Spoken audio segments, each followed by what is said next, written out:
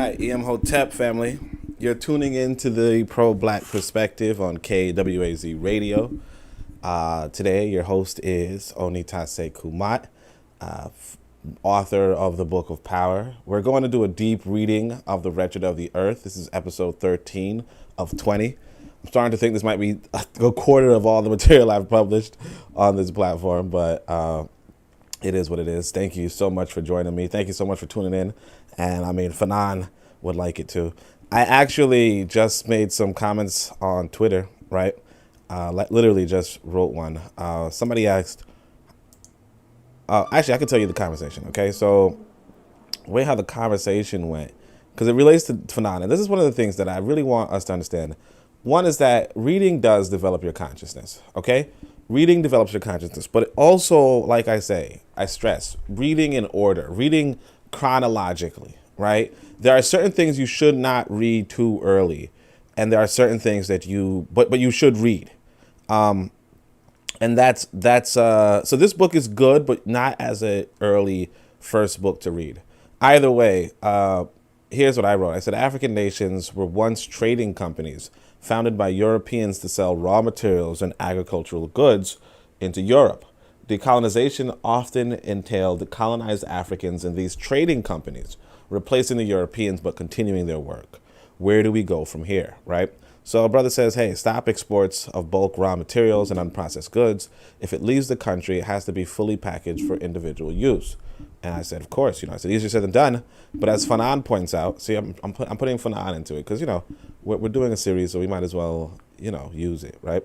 As Fanon points out, Africa, let me actually just minimize. All right.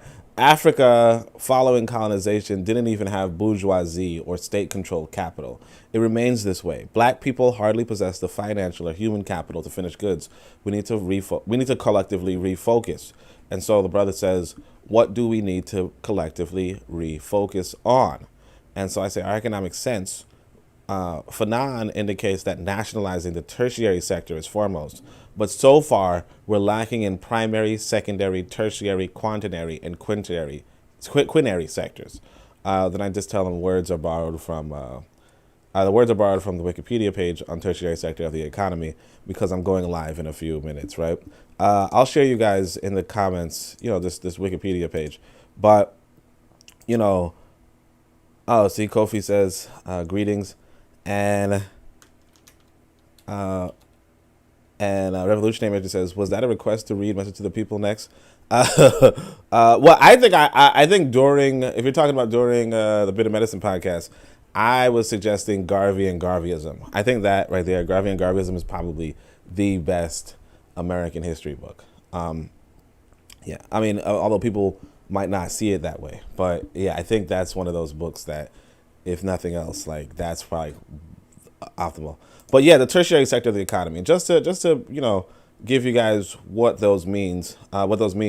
Primary sector is the raw materials. Secondary sector is the manufacturing, right? Tertiary sector is the services. Quaternary sector is the information services, and the quinary sector is the human services, right? And I'm guessing that's like well, let me just click on quinary sector. So quinary sector would probably be gold collar professions, they say. They include highly specialized skills, senior business executives, government officials, research scientists, so on and so forth. I mean, again, technically Africa has these. Yeah, like charities and government kind of stuff. But yeah, the gist of it though is that, tertiary being like distribution and so on and so forth, and dominated by automation. Yeah, it would take a minute to read. Okay, so there's another one. It's called the three sector model. Okay, so I would recommend. I mean, I never read it, but I would recommend. I'll put it in the chat. I'll recommend you guys read it. But it's important for us when we conceive of alternate economies or alternate economic systems for us to really try to narrow down what that means or what we're lacking and so on and so forth. I really do, for my own literature, what I would say is, we have, I put it in another tweet, so make sure you guys follow me at Onitaset. But I put in another tweet that, the European, like these colonies that they formed were geared, were the function of them was to exploit and gear themselves towards Europe. And that's what us continuing these, that's what we're doing. Whereas what we would want to accomplish is to be reciprocating, and gear ourselves towards Africa. So really that's the fundamental of the economy. But now it becomes, well, how do you do this tertiary? How do you do this quinary? How do you do this quaternary, right? How do you do these in the context of reciprocity and in the context of being geared towards Africa? I.e., we say, hey, let's not export, primary goods. Let's not export resources. But what if another part of Africa could develop those resources? Then what? Then we should export, but we should export to another part of Africa. You see what I'm saying? And then, of course, and then, of course, keep the borders open so that it's kind of like Silicon Valley, right? Silicon Valley is, or Hollywood. If you want to be a successful actor, you can be a successful actor anywhere, but you put it into one area, in a sense. And in that location, people can go and, have a community founded around that industry. In the same way as Silicon Valley is a community founded around, I guess you could say, information technology, right? But yeah, that's really what I would say. But let's just jump into this. This is I believe it's the third chapter, but it's page 100. It's actually page 145, I believe. Yeah, 145. And we're going to get into it. Like I said, Sekou Touré is the first quote. And again, Sekou Touré did have some brutalizing of his own people in him. So and again, it's really difficult to, like the world is not so simple that it's not the rosy picture that the West put it on. If you actually, so what's going on in the news today or recently is this, the Taliban are taking over Afghanistan, right? And one of the things you're going to realize is that these people did not win the moral debate. They did not win the war of words. They did not convince Westerners with rhetoric, And if you look at all their pictures, you don't get the impression of them being well-spoken or well-read or anything, and they could be. I don't know. But the main signifier that they have, the main distinction that they have, the reason why they can take over 4.4 million people in Kabul, and who knows how many people are in Afghanistan, I could probably look it up, but, the city of Kabul, the capital, I guess, is 4.4 million people. The reason why this ragtag group of individuals can take them over, and I'll look up the population of Afghanistan, right, is because they were armed. You understand? It's because they were armed. At the end of the day, it's the fact that they wanted to fight that they won. It's not their moralism. It's not whether their philosophy was better. It's not whether they think, well, Afghanistan is 38 million people, right? It's not any of that. It's the fact that they fought and that they won. And that's really what it comes down to, even when we discuss, what kind of economic theory we should accommodate or accomplish or what have you. If you're not willing to fight for it, it's not going to happen. The Taliban or the Afghani, whomever, could have argued all day over what's the best economy, what's the best economic system, what's the best political system, yada, yada. They could have met up and argued. But at the end of the day, who decides is who wins or who fights harder. It's who wins this war. And you have to realize and recognize that. I don't go about, I'm not in the business of condemning or even opinion, I'm not even opinionated on the subject. You just have to realize that this is what it is. This is the real world. The real world is people with rifles and rocket launchers and tanks and so on and so forth decide the fate of the masses who don't have those and the masses who won't have those. They flat out negotiate. So Revolutionary Wretched says they flat out negotiate that they are allowed to build schools and provide jobs in your country. Be careful. Schools are indoctrination centers and jobs are sanctioned exploitation. Yeah, they are. They are. Yeah, because that's the thing, the brother who I was commenting on, he was like, hey, in Cuba, there was some Yoruba guy who had enslaved some Fon people, and it's like, you have to realize that every job you do, is more or less is either direct exploitation or it's either direct, indirect, or related to an exploitative field. Like I said, I thought one of the things that I really wanted to do when I was a youngin, was I was like, I'm gonna go study astrophysics because there's no damn way I'd be a part of America's imperialist project through astrophysics.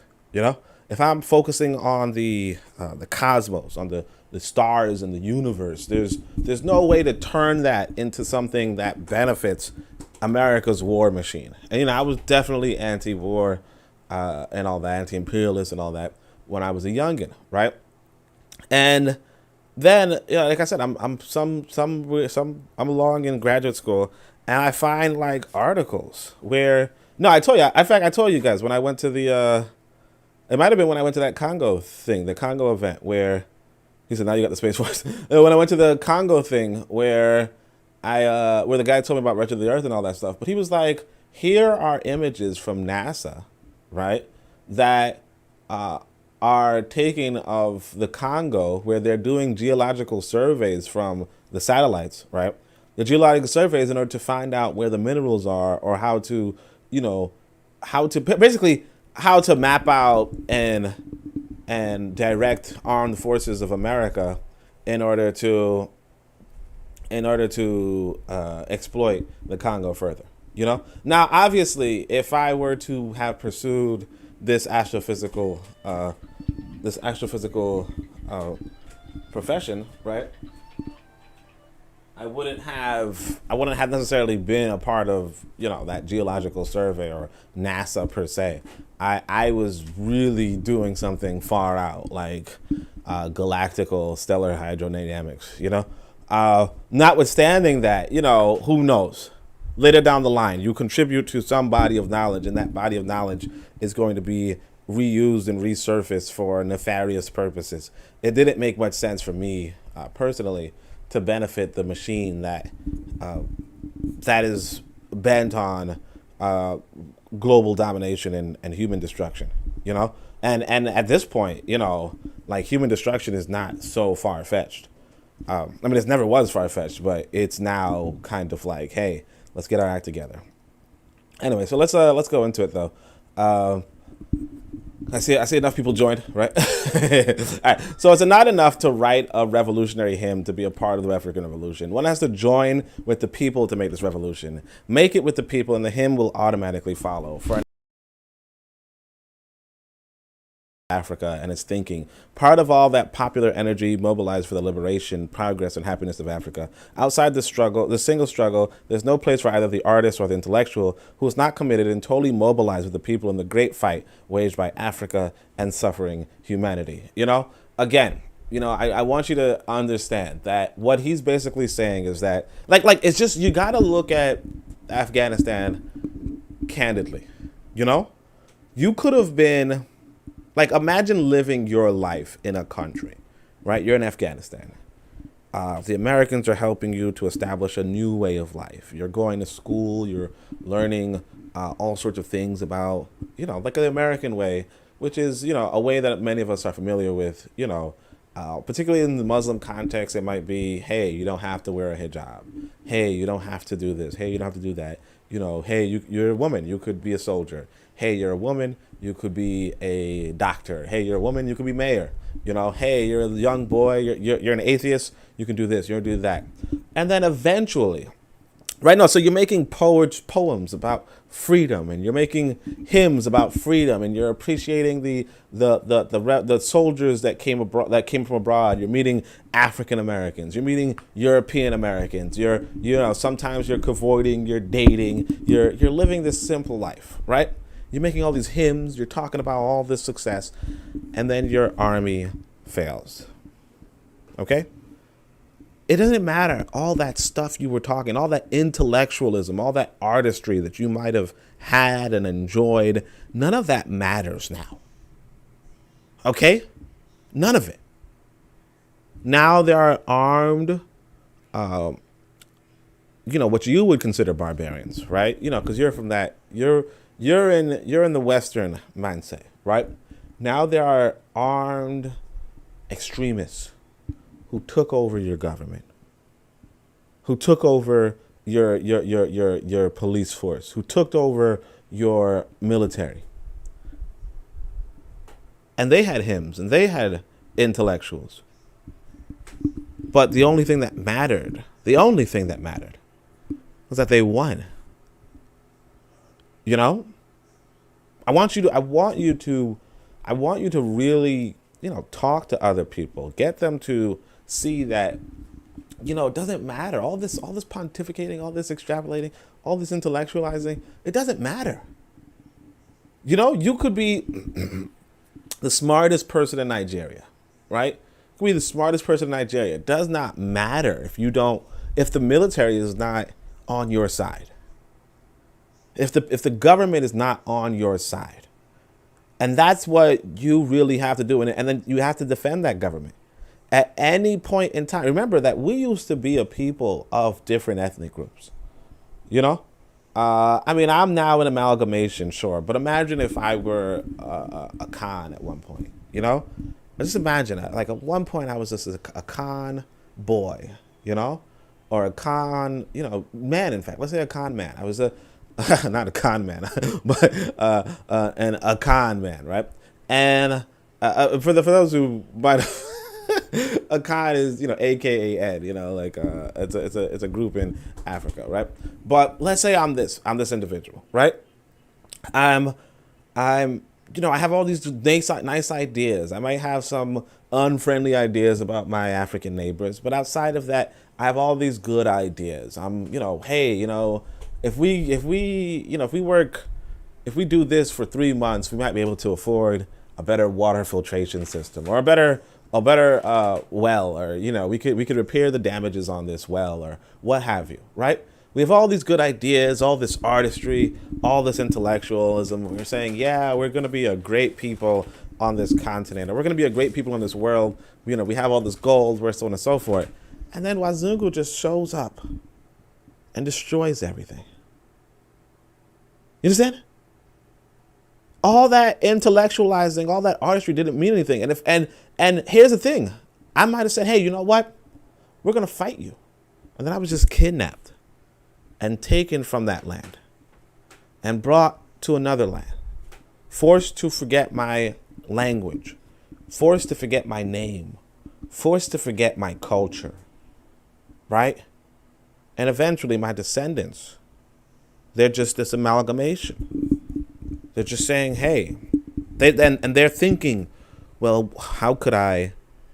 And like normally what we're thinking is, how can I function in this new world where we're destroying Africa, where we're destroying my homeland? That's what happened. And you got to realize that the only thing that would have stopped these Europeans is stopping these Europeans. And we didn't do it.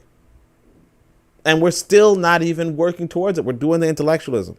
We're doing the artistry. But we have to do the most. All right? We have to do the most. Because if Wazungu wins, he wins.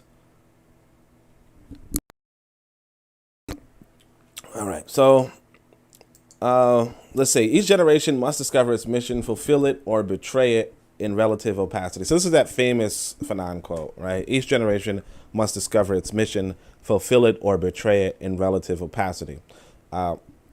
In undeveloped countries, preceding generations have simultaneously resisted the insidious agenda of colonialism and paved the way for the emergence of the current struggles. Yeah. Now that we are in the heat of combat, we must shed the habit of decrying the efforts of our forefathers or feigning incomprehension at their silence or passiveness. They fought as best they could with the weapons they possessed at the time, and if their struggle did not reverberate through the internal arena, the reason should be attributed not so much to a lack of heroism, but to a fundamentally different international situation. More than one colonized subject had to say, we've had enough. More than one tribe had to rebel. More than one peasant revolt had to be quelled. More than one demonstration to be repressed. For us today to stand firm, certain of our victory. This is actually important. So he's saying, look, don't look at your ancestors as lacking in heroism. You know, they have a different situation. You know, Wazungu's more vulnerable now than before. And it remains that way. You know, again, you go to this Afghani situation.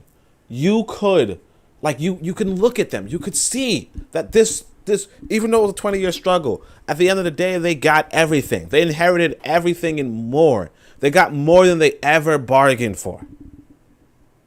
They got more than they ever bargained for. That's what they fought for. That's what they died for. You know? They got, come on. It's not even, anyway. Proceeding, paved the way. So our ancestors paved the way, and we just have to finish it. For us who are determined to break the back of colonialism, our historic mission is to authorize every revolt, every desperate act, and every attack aborted or drowned in blood. In this chapter, we shall analyze the fundamental issue of the legitimate claim to a nation. The political party that mobilizes the people, however, is little concerned with this issue of legitimacy. Political parties are concerned solely with daily reality, and it is when the name of this reality, in the name of this immediacy, which influences the present and future of men and women, that they may that they make their call to action. The political party may very well speak of the nation in emotional terms, but is primarily interested in getting the people who are listening to understand that they must join in the struggle if they want, quite simply, to exist. We now know that in the first phase of the national struggle, colonialism attempts to diffuse nationalist demands by manipulating economic doctrine. At the first sign of a dispute, colonialism feigns comprehension by acknowledging with ostentatious humility that the territory is suffering from serious underdevelopment that requires major economic reforms. Now, here's the thing. It's not what your country is not actually. Your country's not actually capable. And again, like I said, there's 5 sectors of the economy, let's say. Let's just borrow from Wazungus for a moment, right? And I'm pointing this out. I just want you to understand that if all of those sectors are underdeveloped, right? And until you have a focus on developing those sectors, your people will be impoverished. There's no ifs, ands, or buts. There's no ifs, ands, or buts. And if they're not they will be impoverished. That's it. And by empower, and not just impoverished, I want to say this. You could absolutely focus on strictly primary sector, strictly agriculture, and you would technically not be impoverished, because you're at least well fed. You still have the basics. You have the survivability, right? But again, those sort of economies cannot defend themselves against economies with weapons, so that, like I said, the Afghani, I think I said it yesterday, right? You could be in Afghanistan. You could be those 4 million people. The 4 million people cannot defend themselves against machine guns. You say, hey, that's a lot of people. 4 million people is a lot of people. Yeah, they are. I don't know how many people on the Taliban, but I don't think it's 4 million, right? Notwithstanding that, that's what it is. That's real life.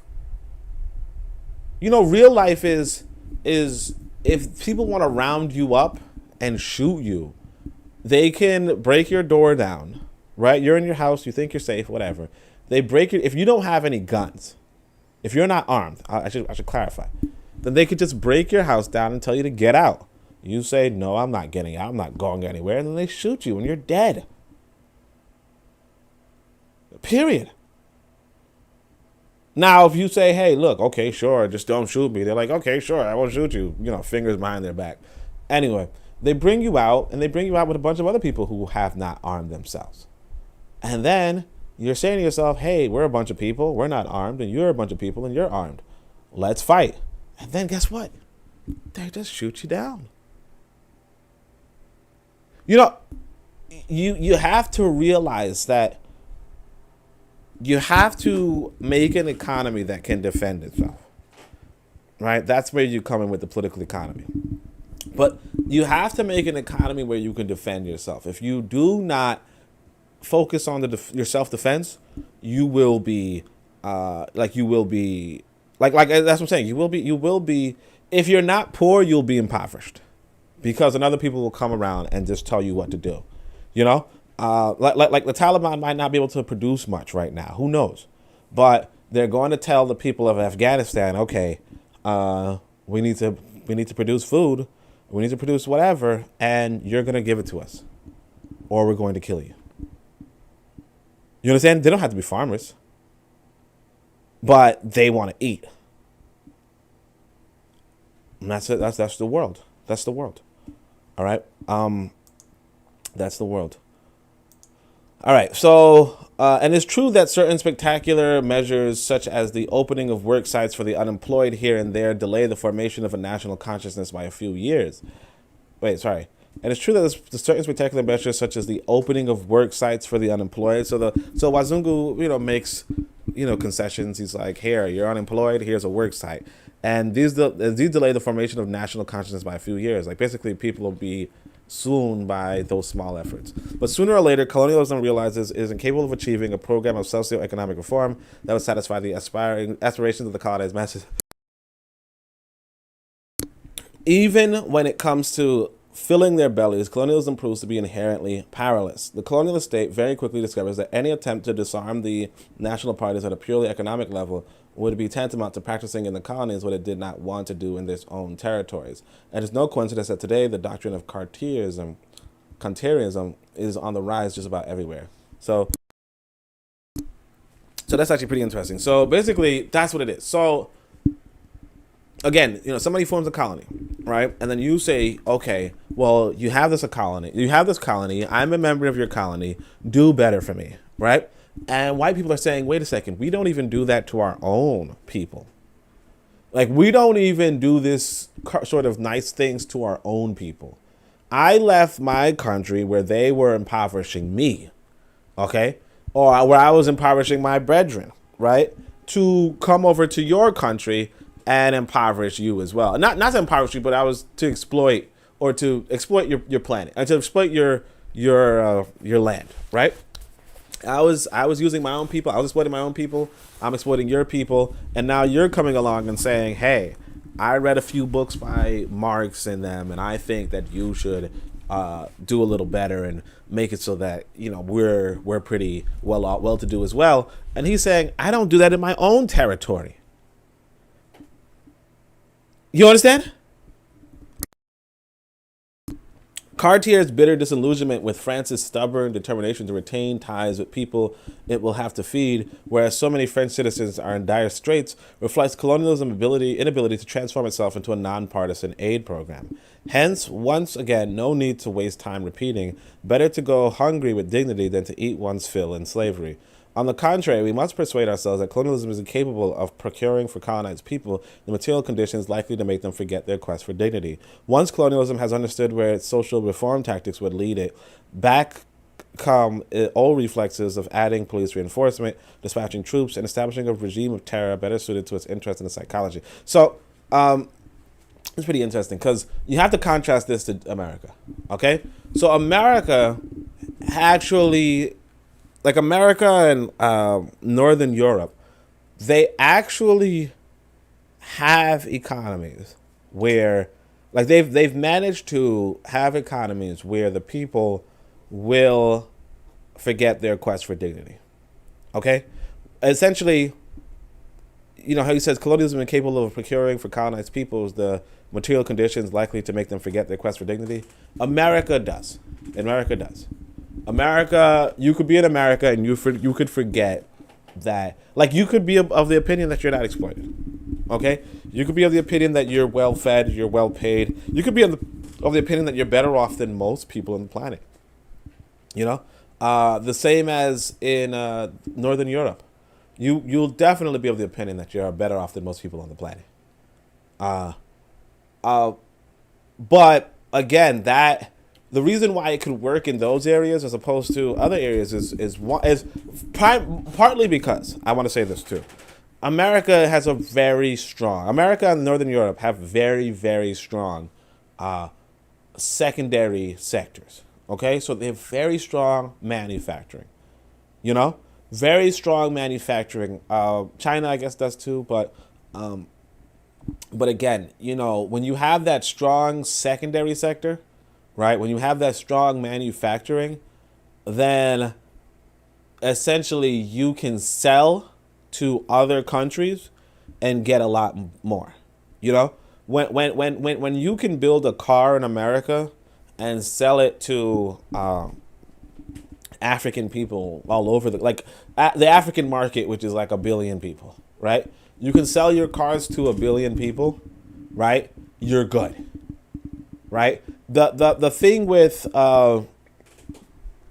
Africa is that it can sell its grapes to 1 billion people, or to 5 billion people, but it's gonna sell those grapes at a loss, at a cost, right? Whereas, or I should say at a loss, right? And then, you juxtapose it to Finland. Finland can sell its machinery to billions of people at a cost. That's the big difference. So now all the government has to do. So what it goes like this. Basically, the government of America, you sell cars for billions of dollars, and then you have that, you have duties or taxes or whatever, right?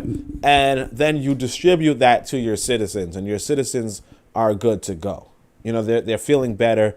And not just that, like, you can pay them a good wage, right? If I'm selling grapes to billions of people and you can't really give them good wages.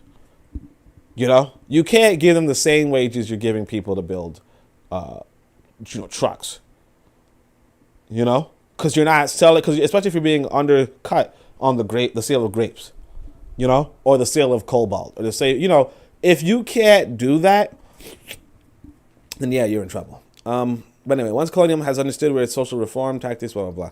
So within the political parties, or rather parallel to them, we find the cultured class of colonized intellectuals.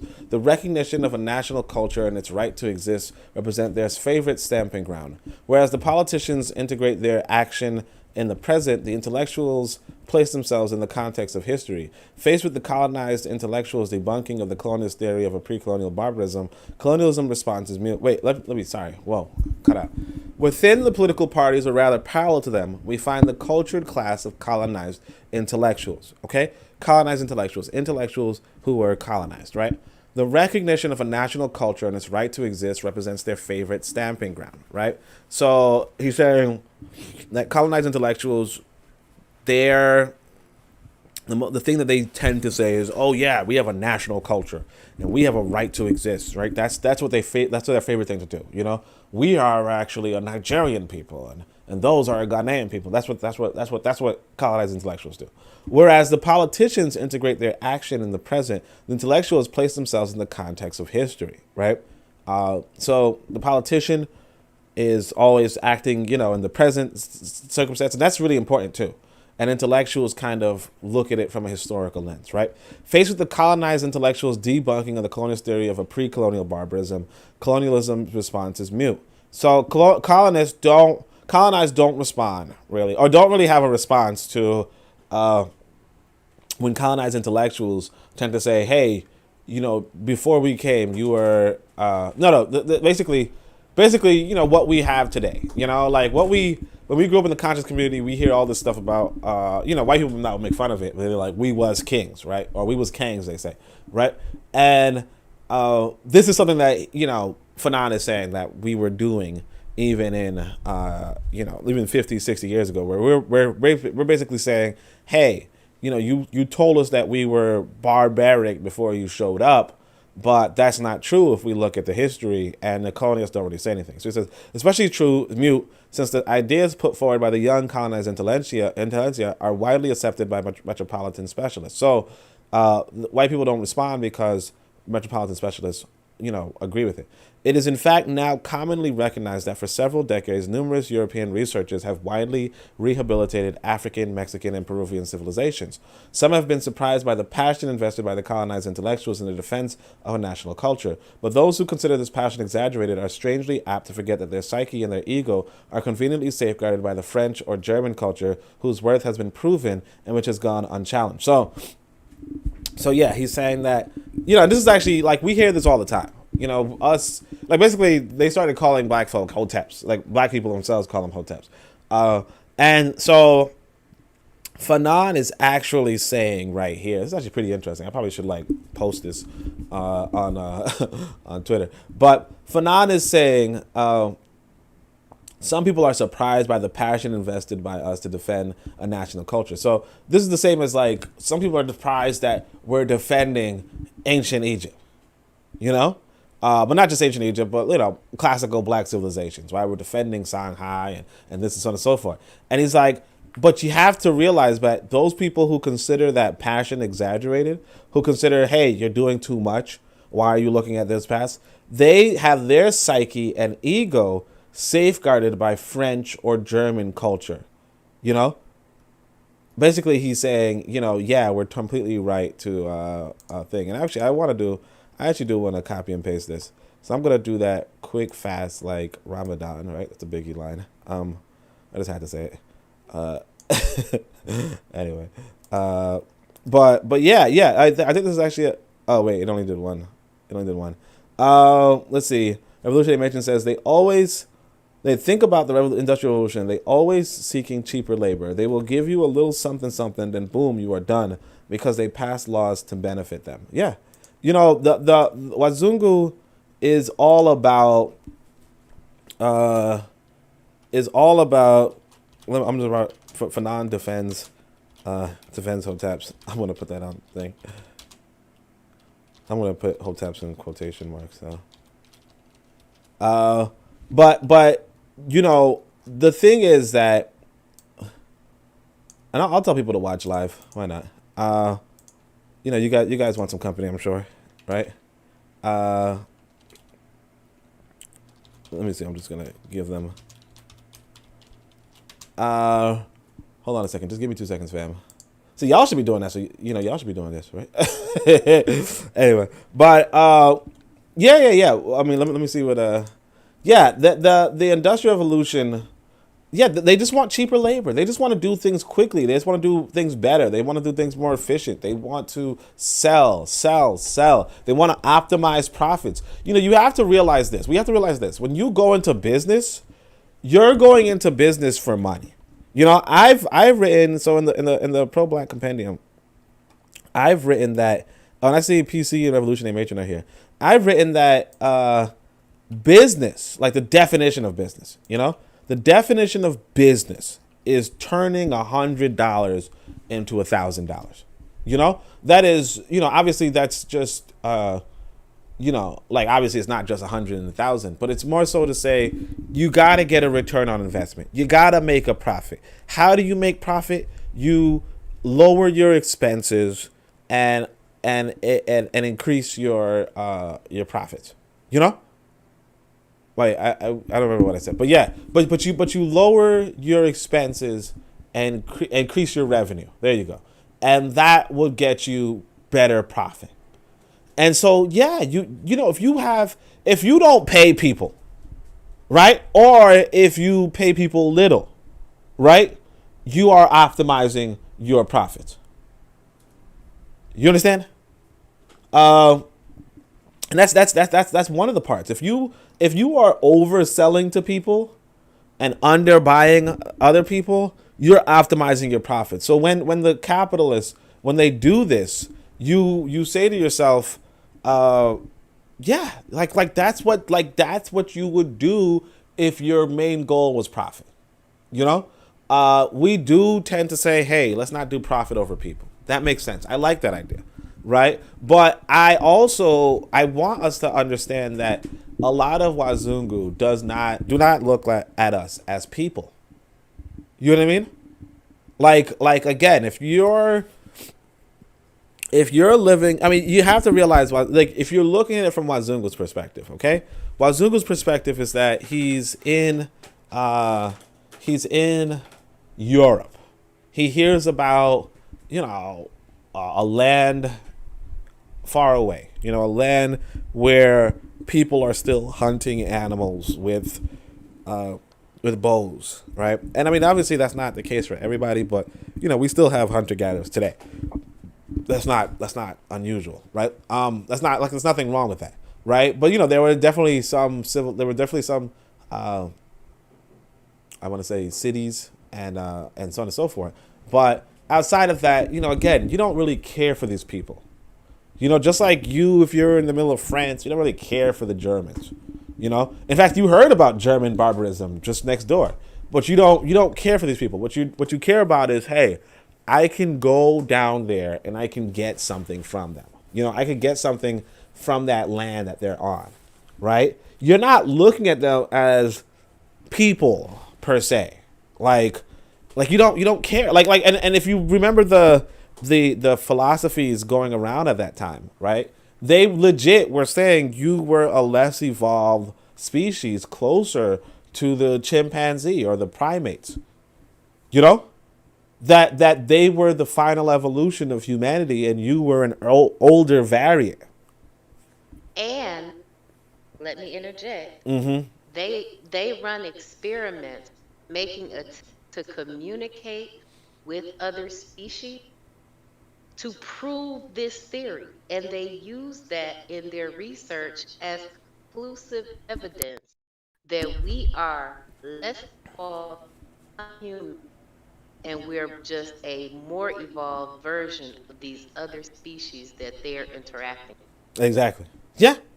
And that's the mindset that they're at. So when we come along and we say, hey, you got to put people in front of profit, right? They're like, okay, we do, but you ain't people, and if nothing else, they say my people, perhaps over profit. But again, I think one of the things to remember too is that they don't do this to their own people. If what Marx is documenting when he talks about capitalism, right, is these abuses of the white, British worker, right, the white British proletariat, and how like up until I remember, I think it was a few countries, but like up until recently, I should say, right, or not initially, right, white people had to work like very long hours and in dangerous jobs. It was not, obviously it's not as bad as how black people had to work, right? How dangerous the jobs were for black people. But the reality is that if these white elites didn't really care for the welfare of these white commoners, right, then they damn sure don't care about the welfare of black commoners. And that's what it is. Or blacks, period. And that's what it is. So let's just continue reading, though. I could see the fact. Oh, yeah. Thank you so much for coming through, sis. Appreciate it. Yeah. All right, so I can see the fact that the actual existence of an Aztec civilization has done little to change the diet of today's Mexican peasants.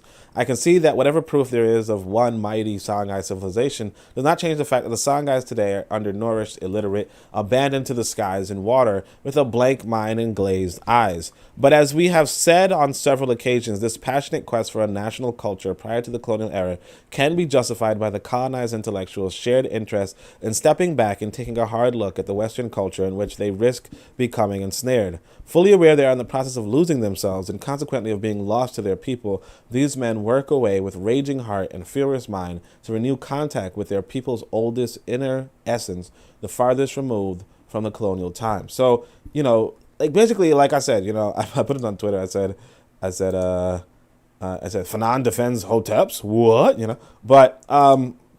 but yeah, Fanon is saying that you you know understanding history does not necessarily improve your life, right? But if you're trying to distance yourself from being completely entrenched in or ensnared in this colonial system, then you have to have some sort of intellectual distance, some sort of intellectual advantage. There's this. Well, I don't even know if they're proverbs anymore, but I used to consider them African proverbs, where the thing says that if you're, I'm gonna look it up. I have it on my website. I put it up in 2012. I don't know. Let me just see if I could find it really quickly. But it's a really important concept. I want to say it's an ancient African concept, but like I said, Wazungu goes to Africa and he kind of like goes around the temples and he reads the images, and he kind of like tries to come out with some conclusions that up to what African thought was. And so one of the conclusions, I guess, he put, and I thought they were proverbs, but I'm not too sure. It could just be his conclusions, or it could be somebody else paraphrasing his conclusions, right? But it goes something like this. It says, if you want to build something solid, don't work with wind. Always look for a fixed point, something that is stable, and it's yourself. You're stable, right? But the thing is, I want to just, if this is some sort of knowledge that was, handed down or whatever, right? The idea is looking for a fixed point. You're in this colonial apparatus. Okay, you're in this colonial situation. You go through this colonized form of being, and there's nothing before it, nothing after it. I mean, think of the children around you, right? If they do not study history, do they know about what happened before? No. So the point is that you would study history to have a sense of what was before. But also, if the colonialists, one of the things that the colonialists tend to do is that they tell you what was before was nothing. What was before was you were hunting animals, or you were an animal. What was before was you were just on this reduced stage. And so studying history might not change you from what you are doing today, but it kind of lets you know, hey, I wasn't just this. Or I wasn't even this. I wasn't, swinging from trees or talking to animals, or, or just, on like walking on four legs or something, whatever they would tell you that you were doing. Right. Instead, I had my own economy. I had my own political system. I had my own militaries. I had my own, I had my own ability, and I don't need you, One of the things that Wazungu is doing is he's trying to convince you that you need him. And the reality is this, that a lot of black people are convinced that they need Wazungu, and it's not just black people. Like I said, look at Afghanistan. Look at Afghanistan again. The people of Afghanistan, there's 4-point-something million people in Kabul. I think it was 40 million people around in Afghanistan. They believe they needed America. Right? And sure, you might say, hey, they do. But then, after the Taliban takes over, you realize that they're not necessarily rampaging and killing everybody, right? But you also notice that, that America cultivated a dependence in these people, Like I tell you, a woman who became a mayor, she says, look, I'm waiting in my house to die, That's what America gave that sort of situation to us. And it would be the same if China takes over America. There will be black people or white people, everybody, in America sitting down like, what is the Chinese going to do with us? Or how am I going to do things for myself? What is the future for me? Because I was dependent on other people. And what Fanon is saying here is, or what is the value in what Fanon is saying is that when you look at history, when you look at what your people were able to accomplish once upon a time around the world, right? you kind of realize what you can accomplish. And then you can make that breakaway. Then you could say, you know what? No, I'm not going to yeah, I'm good on taking over your company. You know what I mean? I'm good on defending your company. I'm good on taking over your colony. I'm good on defending your colony.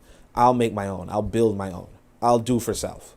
And that's like something key that I believe, that's something key that I believe that we should all take with us, right? Anyway, okay, let's keep going. Let us delve deeper. Perhaps this passion and this rage are nurtured, or at least guided by the secret hope of discovering beyond the present wretchedness, beyond this self-hatred, this abdication and denial, some magnificent and shining era that redeems us in our own eyes and those of others. I say that I have decided to delve deeper, since perhaps in their unconscious, the colonized intellectuals have been unable to come to loving terms with the present history of their oppressed people, since there is a little to marvel at in the current state of barbarity. They have decided to go further, to delve deeper, and they must have been overjoyed to discover that the past was not branded with shame, but dignity, glory, and sobriety. So that's actually pretty interesting. So he says, sorry, I don't know why I got a little sniffle, right? Perhaps this passion and this rage are nurtured, at least guided by the secret hope of discovering beyond that. So, like, basically, you know, you guys remember from the earlier reading that Fanon is kind of like black people are down bad, you know? Black people are, you know, just have this wretchedness, you know? We have this self-hatred, we have this abdication, this denial. We have, you know, like we're in hopes of some magnificent era that will redeem us in our own eyes and those of others, you know? So it's like, yeah, when you're told all this kind of stuff, if you're a thinking person, you know, because I'll say it this way, in fact, you know, like I grew up with like really good mathematical ability, right? I was really good at math, right? To the point where I was like top in the city, you know, like literally, like the city would give you tests. City or your neighborhood? Yeah, well, I mean, yeah, exactly, right? No, actually, I think I was like even like state, you know, so like the state would give you exactly. So the state will give you. I mean, you would know this if you were that kind of person, but. All right, let's say like go back to elementary school, right? I was in, was it either 3rd or 5th grade? I can't remember, but maybe 5th grade, right? What happens is that you have awards night, okay? So in awards night, if you remember how awards night went, your class would get, like you would, like the teacher would appoint you some sort of awards at the end of the semester or whatever, right? Or the end of the school year, right? So at awards night, I'm sitting there, and me and this Haitian brother, right? We are like this Haitian brother, this Chinese kid, and this Russian kid are like the top math students in our class, right? Now we're not in the top. John Claude. John Claude? I don't think so. No, it's not. No, it definitely wasn't John Claude. But Pierre. You gonna stop, or you gonna? I'm sorry. Anyway, but it's just John Claude or Pierre. What's that mean? Just random French names. But no. So we're all like the top math students in the class. Now we're not in the top class of the school. Okay, we're in the. So what New York does is does something called tracking. Tracking basically is like de facto segregation, right? Basically, it puts all the white kids in the best classes, in the smartest classes, and puts in a few token blacks, right? And then it has all the black kids in the other classes, the non-special class, not the non-gifted classes, and they put in some token whites, you know? And everybody notices it. Everybody knows what's going on, but it's whatever, you know, because you have token blacks, so you can't really say it's full segregation. Technically, I would have been one of those token blacks, but, you know, circumstances changed, right? Either way, I ended up being in the top of the non-gifted class, right? So what happens is that I'm in 5th grade, and we have an awards night. And it was pretty interesting because, you know, they're giving out like a reading award, and they're giving out a science award, and then they come to the math award, and like the 4 of us, right, kind of look at each other to see who's going to get the class math award, right? And it goes to this Chinese boy, right? And he's all, flexing and bragging.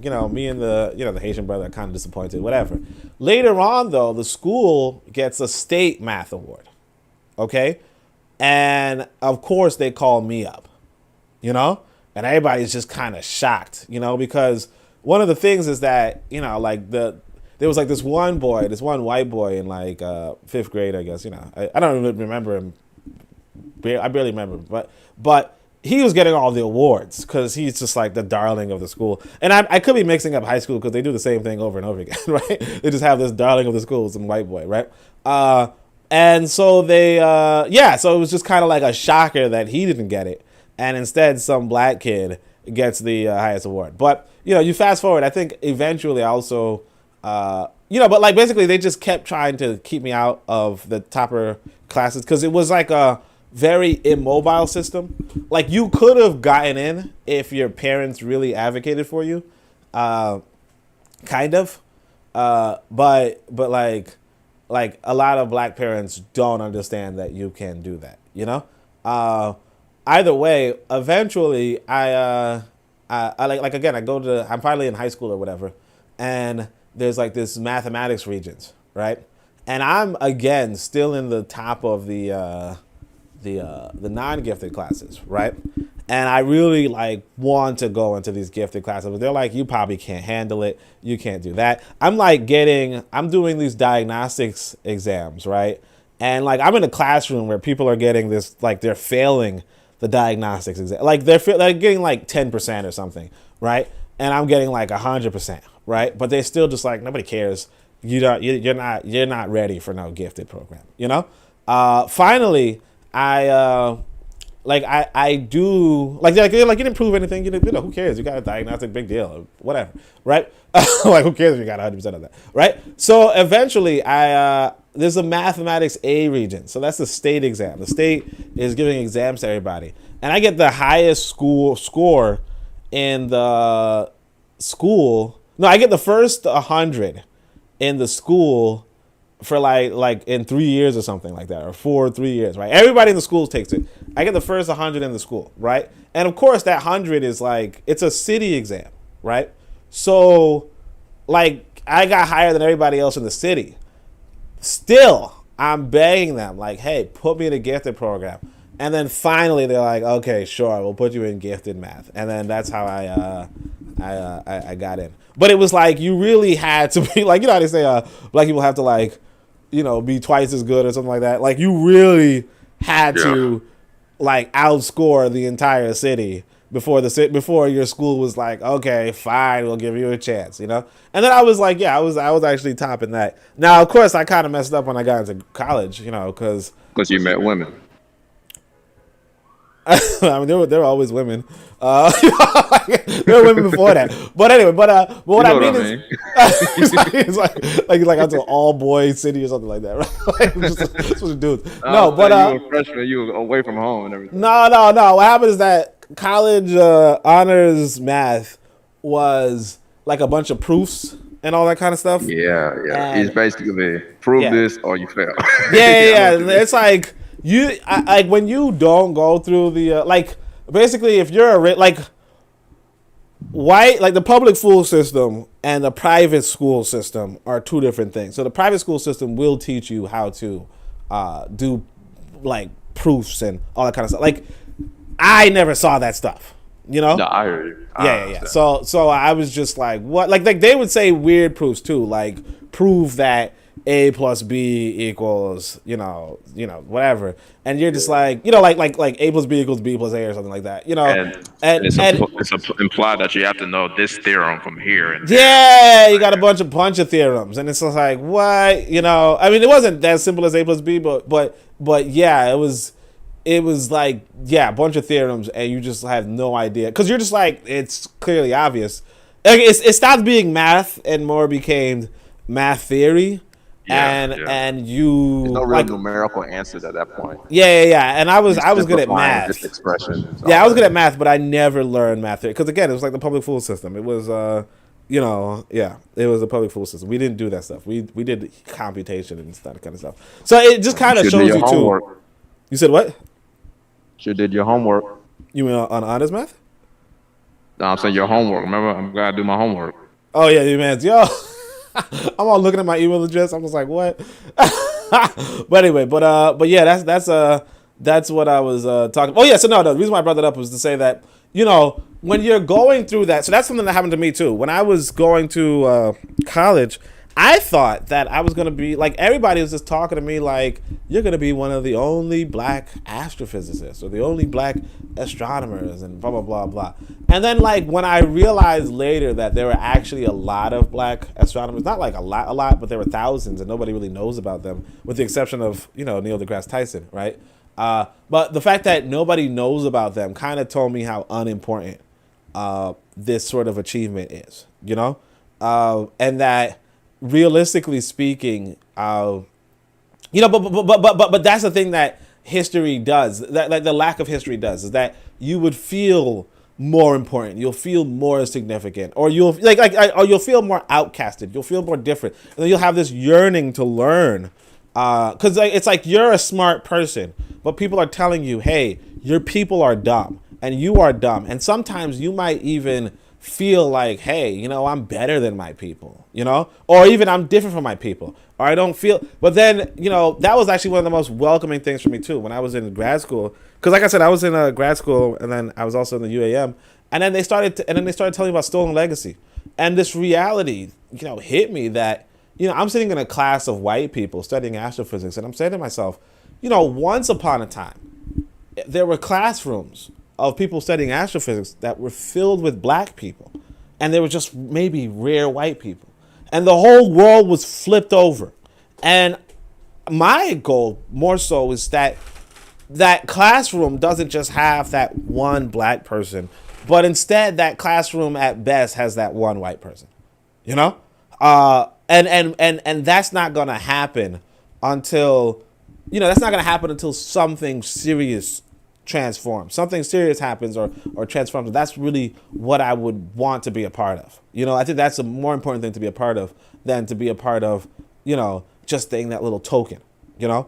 And so, you know, that's partly why I was like inspired to do whatever. But studying history kind of lets you know, hey, you know what, you're not that special. Instead, there is something going wrong. There's something really terrible going on, because these black people that you pass by should be your classmates. You know, these black people who care, you know, who are feeling like the economic pinch, or feeling economically oppressed, or feeling, you know, uninterested in you know, intellectualism or math or what have you, or are you getting 100 on the math exam should be something normal for your people. It should not be something that you do that's unusual, that people are looking at you like, hey, look at this guy, you know. It should not be that way. It should be that black kids around you are getting hundreds, you know, or that the test is much harder so that, you know, that you don't get 100. But instead it was like, you know, you're in a sea of black failure, and you know, you kind of feel like, again, you feel kind of good, you know. Like, you feel kind of good, but then, you know, when you learn that, hey, you know what, it's not black failure, right, but like white sabotage, then you can move forward, then you can advance. Because if you don't, when you don't learn that it's white sabotage, you kind of just go along with it, and you kind of go along with the white sabotage, you know. Right. And so, yeah, so what I did was I said, no, I learned it's white sabotage. Like, I always had a suspicion, obviously, but, you know, because like I said, I knew about tracking in elementary school. It made a lot of sense, and because I had the privilege of, well, not privilege, but I had the opportunity to be tracked initially, so I had the opportunity to be that token black kid. Fumbled it, but, you know, but experiencing that made it all the more clear just what the system was, you know, at an early age. And that really, you know, helped me, you know. But other people who do not see that, like other people who were in that tracking program, would have that superiority complex, you know. To PC's credit, some of them would be foreign black people, you know. I mean, not always, but some of them. And that's what you would see, you know. But being able to step out of it and say, look, it's not these black kids, it's not even the white kids. It's really that the system is in place to benefit the white kids. And the thing is this, again, like the more you stand out, the more you step back, you say to yourself, look, that's exactly what it's supposed to do. You know, if we create a school, if we create a community, I want my son to get the fullest benefit. You know, and I don't want some, Romanian kid to get better than my son. You know, if we make the system, no. I want my son to get the best. And so Wazungu says the same. He says, look, I want my kid to get the best. I don't want, some kid from Jamaica to get the best. You know? The gifted class, like I said, the non-gifted classes had token white kids, like maybe some kids from Ireland, some foreign kids, whatever. But the reality is that it has any white kid, right? There's no white parent who wants to show up to school and says, hey, what's that N-word from Jamaica doing in that classroom when this society is supposed to benefit me and my kids? Why is my kid lower than that N-word from Jamaica? And they'd be like, well, that N-word from Jamaica could do. I don't care what he could do. He's, quote Kramer, he's an N-word. Right? And that's it. I have a question, though. Like, because the propaganda campaign is pervasive. And we have elders and ancestors that understood this country was built for not us. At what point do we just acknowledge that and try to establish a place that is for us to the exclusion of them? Yeah, at what point? Yeah. Well, that's the thing. You're not... I don't think you're going to get that. I think I said that in that thing. Yeah, I don't think you're going to get that because you're going to have people who, because essentially Wazungu is like Fanon is detailing. Wazungu knows what he's doing. He knows that you want a few concessions. He knows that, like I said, when I was in school, like the most cooning black folk, the most irritable black folk were those black folk in the gifted classes. They look down on other black people, right? They all like one of them actually told me, like one of them found out, like we found out because we had a friend who was there. One of them was like, this guy, I told you, I made a joke that as soon as the revolution kick off, because I thought there was gonna be some revolution earlier in America. I was in a socialist camp or whatever, right? I was like, as soon as the revolution kick off, I'm gonna go right to this guy's house and shoot him. You know what I mean?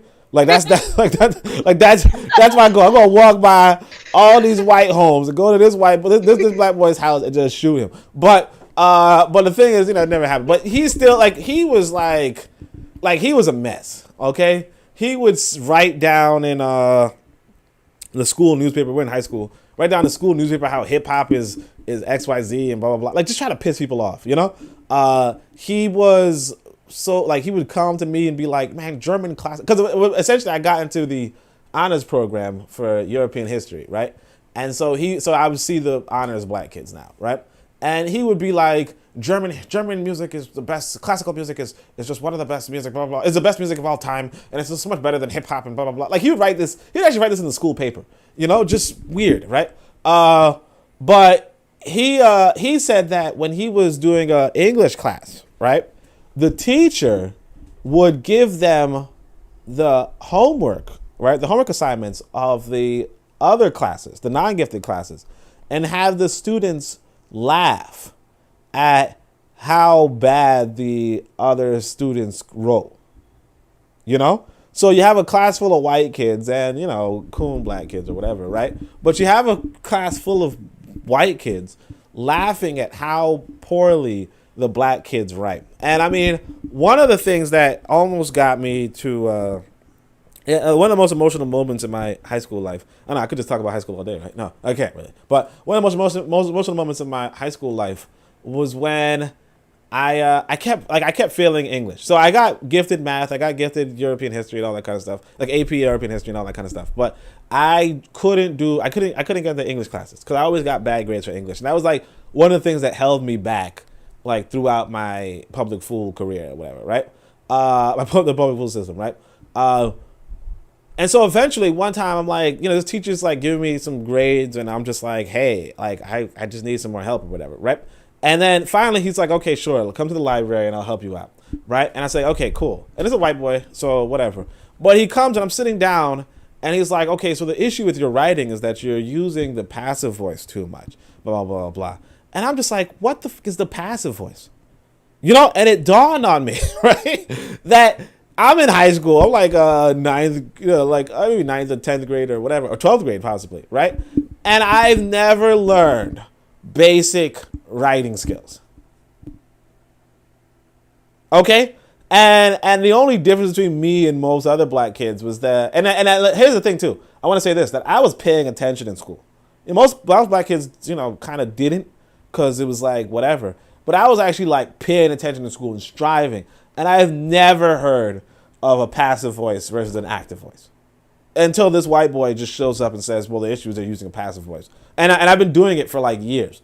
So I was just like, at that point, I was just like, what? I just thanked him and kind of like went about my day. But it was just like, yeah, you're not being prepared.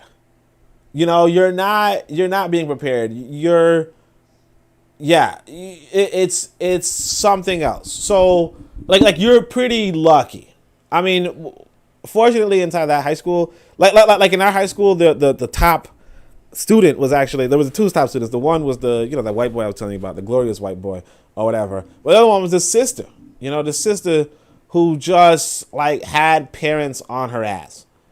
Right, she became valedictorian. She got the best grades in the school because her parents were just on her ass, But outside of that, yeah, no, like just a regular brother, like paying attention and everything, you would not learn skills. And white people, the white teachers would mock you, behind your back, even though you're trying your best to formulate sentences in this language that they're not even really teaching you, So again, just to come back onto the subject, oh no, actually the question was, when are we going to leave? Yeah, you're like I think, you borrow from Fanon, you borrow from Lenin, I guess, you borrow.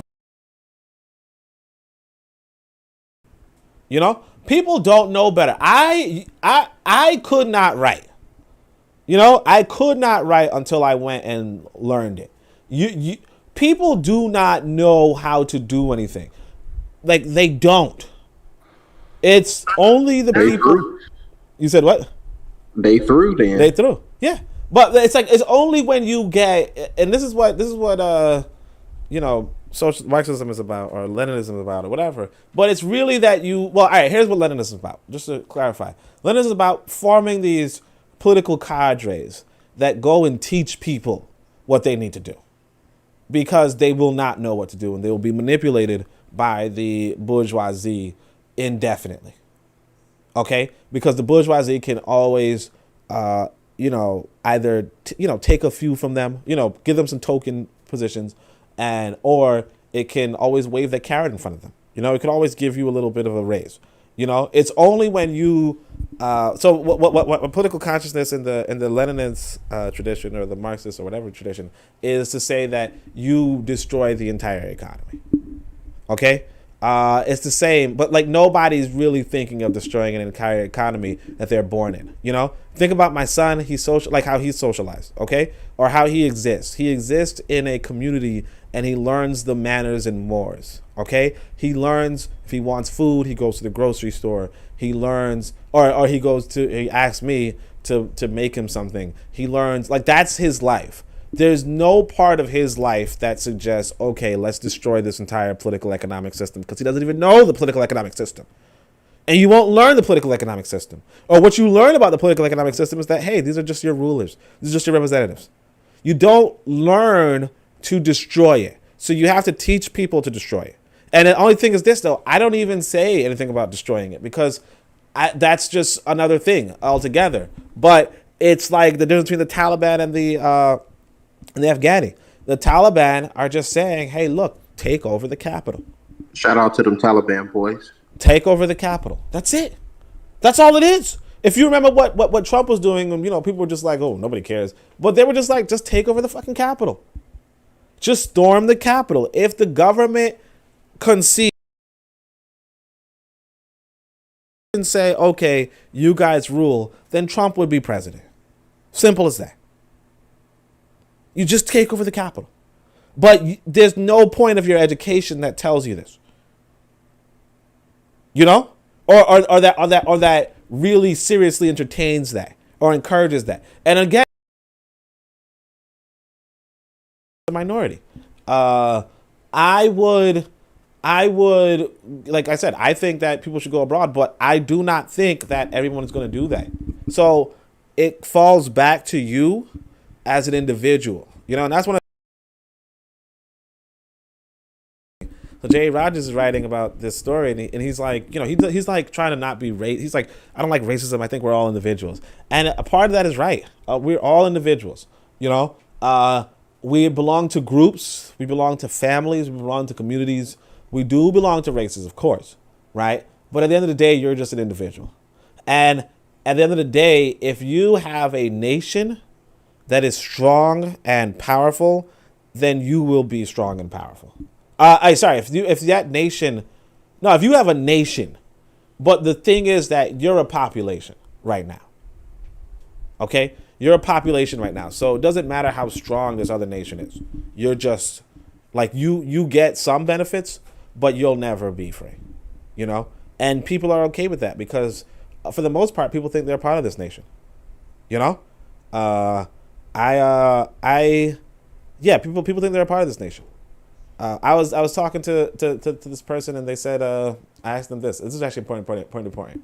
I said, hey, do you think you should be able to impact the political, choices of China? And they said, no.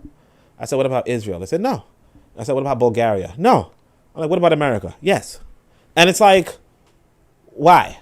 And the reason why they think so is they're like, well, their reasoning is, well, America, they have it in their amendment. They have it in their constitution. Basically, America says something, and then they misinterpret it too. Because what America says is that you can vote here. You can vote for one of us. That's what it says. Like your whole claim to political autonomy is that you can vote for one of them to represent you. That's it. But that doesn't mean you get any direction. Doesn't mean that you write any laws or you impact any laws directly. At best, you vote for one of them. And that's all you have. But at the same time, that's not the impression you have. You grow up thinking that this is your country, you can impact it, and you should influence it. No, you should impact it. You should influence it. You're changing it. You're transforming it. But the only thing that's telling you so is that, like, 14th Amendment or something like that, and it basically says that you can vote for one of them. That's it. Basically says put a ballot for Biden or Trump. But you don't get that. I mean, again, like I said, I'm talking to this, intelligent individual, and they're like, they know they have no right to Israel. They know they have no right in China. They know they have no right but they don't know they have no right in America.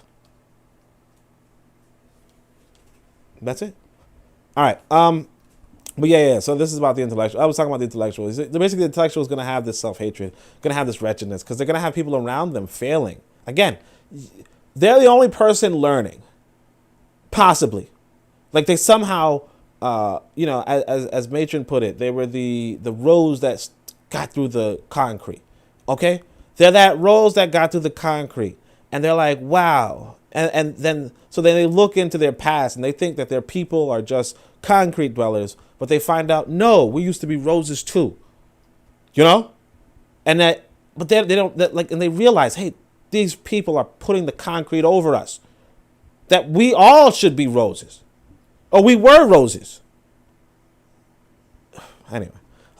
Discovering beyond the prejudice. So I say that I have decided to delve deeper, since perhaps this is in the unconscious, the colonized intellectuals have been unable to come to terms loving terms with the present history of the oppressed people, since there is little to marvel in its current state of barbarity. They have decided to go further, to delve deeper, and they may have been overjoyed to discover that the past was not branded with shame, but dignity, glory, and sobriety. Reclaiming the past does not only rehabilitate or justify the promise of a national culture, it triggers a change of fundamental importance in the colonized psycho-affective equilibrium. Perhaps it has not been sufficiently demonstrated that colonialism is not content merely to impose its laws on the colonized country's present and future. Colonialism is not satisfied with snaring the people in its net or of draining the colonized brain of any form of sustenance. With a kind of perverted logic, it turns its attention to the past of the colonized people and distorts it, disfigures it, and destroys it. This effort to demean history prior to colonization today takes on a dialectical significance. So there you have it. He says, look, colonialism just doesn't destroy your present and future. It tries to destroy your past. And that's why you go back in the past. You know, people say, why are you looking at this culture? Why are you looking at that? It's because they destroyed it. And like they literally destroyed those cultures, one. But on the other hand, they tried to demean you. And you are, like I said, this gifted black kid, right? And he's a gifted black kid. I can't remember what Caribbean island he was from. I think he was from a Caribbean island. Oh, he might have been half and half. I'm not 100% sure. But this guy was just into Germany. It was into Europe. You know, I had that benefit of like being among the people, you know, sure, being on the top of the class, but still being among the people. This guy was in such a way that he was sitting down in the white classrooms, right? Learning the white way of thinking and of being and glorifying the white past.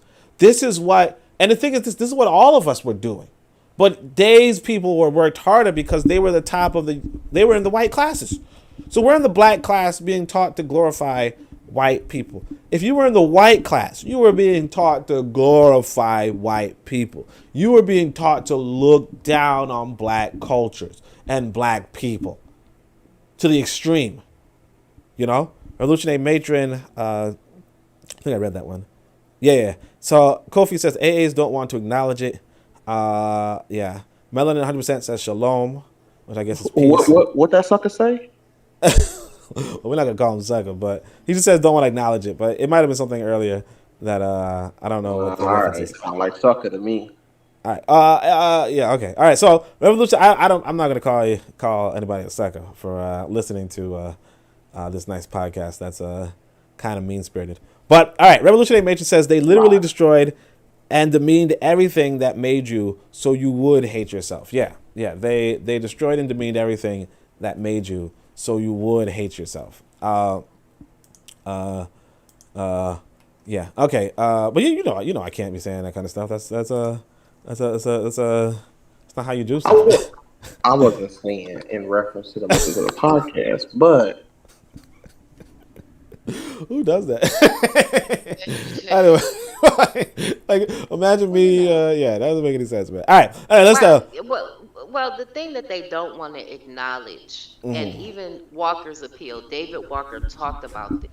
He said they're proud of their children getting letters. We're still proud of our children getting letters, even if they have no synthesis and comprehension and application in the letters. And I think that's what Kofi is talking about. Yeah. David Walker was pointing out, as you read very well, and you explained. He was pointing out how, like, a lot of African Americans feel like they built this country, and it makes sense. Like, if you feel like, here we go, bro. I'm saying if you feel like with this again. No, we're just quoting David Walker. It's surprising that David Walker would say it. David Walker, if you don't remember, is like he's writing in 1830.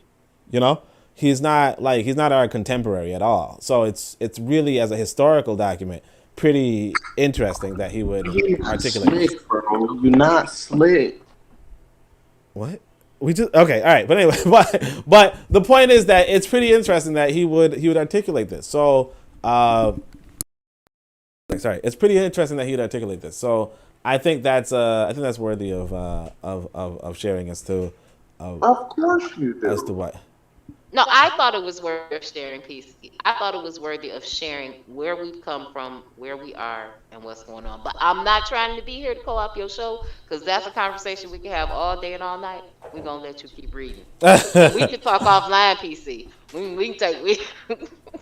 All right, you guys do that. All right, let's go. Or we all do that, right? All right. When we consider the resources deployed to achieve the cultural alienation so typical of the colonial period, we realize that nothing was left to chance, and that the final aim of colonization was to convince the indigenous population it would save them from darkness. So wait a second. When we consider the resources deployed to achieve the cultural alienation so typical of the colonial period, we realize that nothing was left to chance, and that the final aim of colonization was to convince the indigenous population that it would save them from darkness. So the colonizer wanted to alienate you from your culture, okay? And convince you that they are saving you from darkness. You know, it reminds me of this conversation that was on Twitter where this person was like, one language, Swahili, right? Like, that's it. And a lot of indigenous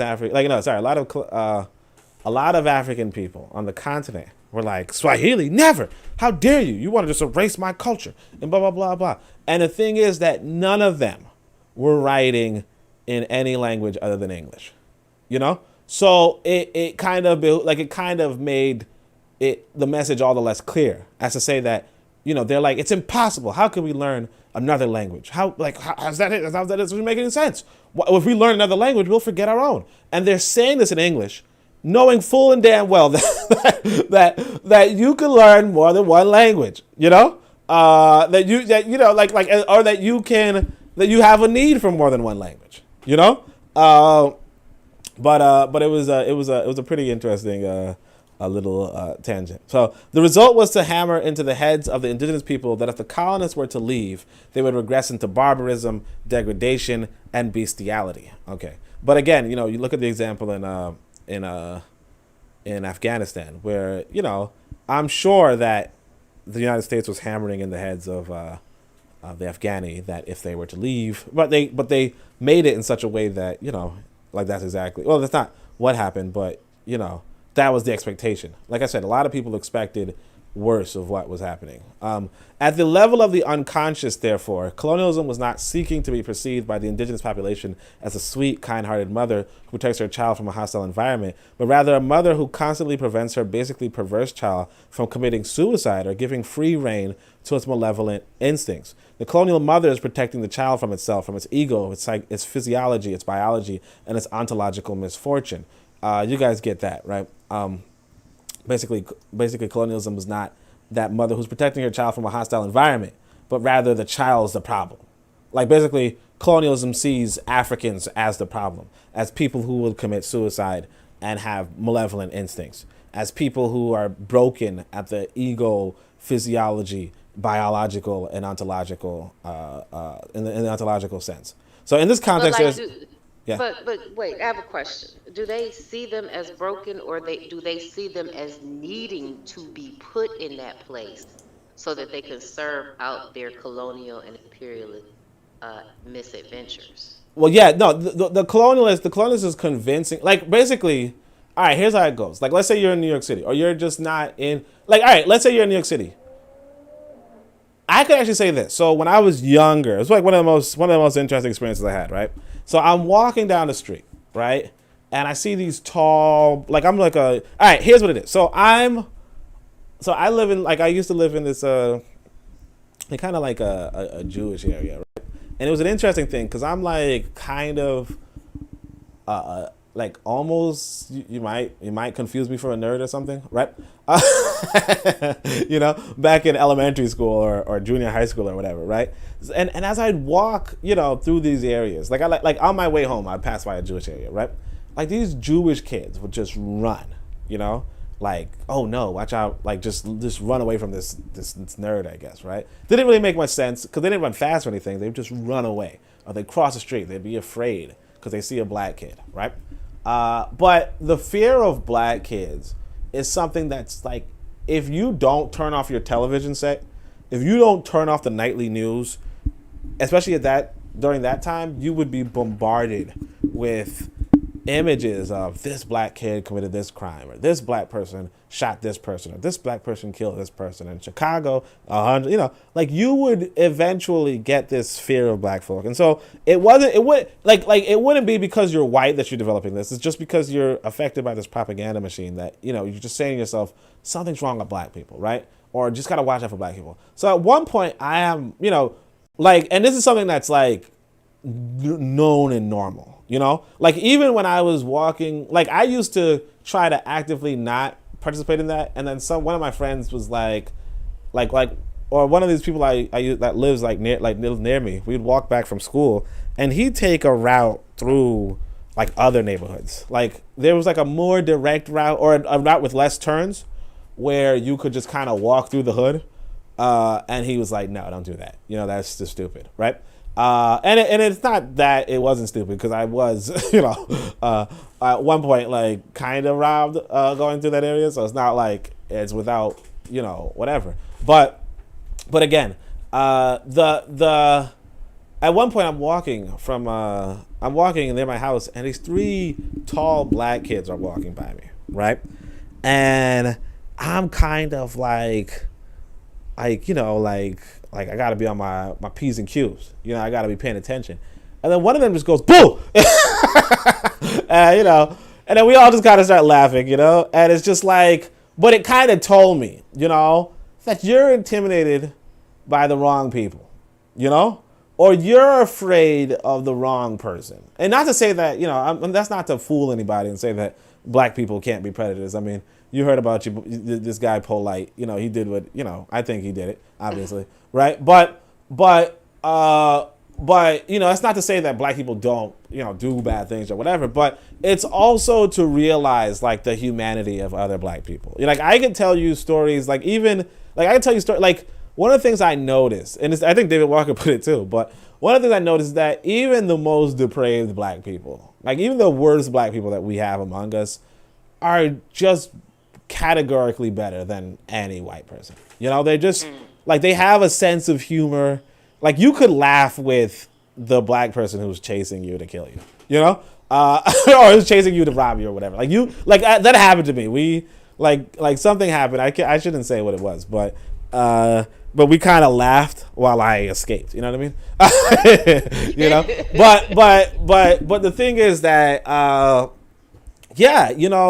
the guy says boo, and it's just like we're brothers, like we're family. We're not doing well. We do have that negative propaganda. We do have that negative oppression, but we're one people. But the thing with colonialism is that it does make you think, yeah, what are these black people gonna do without us? Like you say to yourself, what if Chicago PD, or if Chicago PD stopped?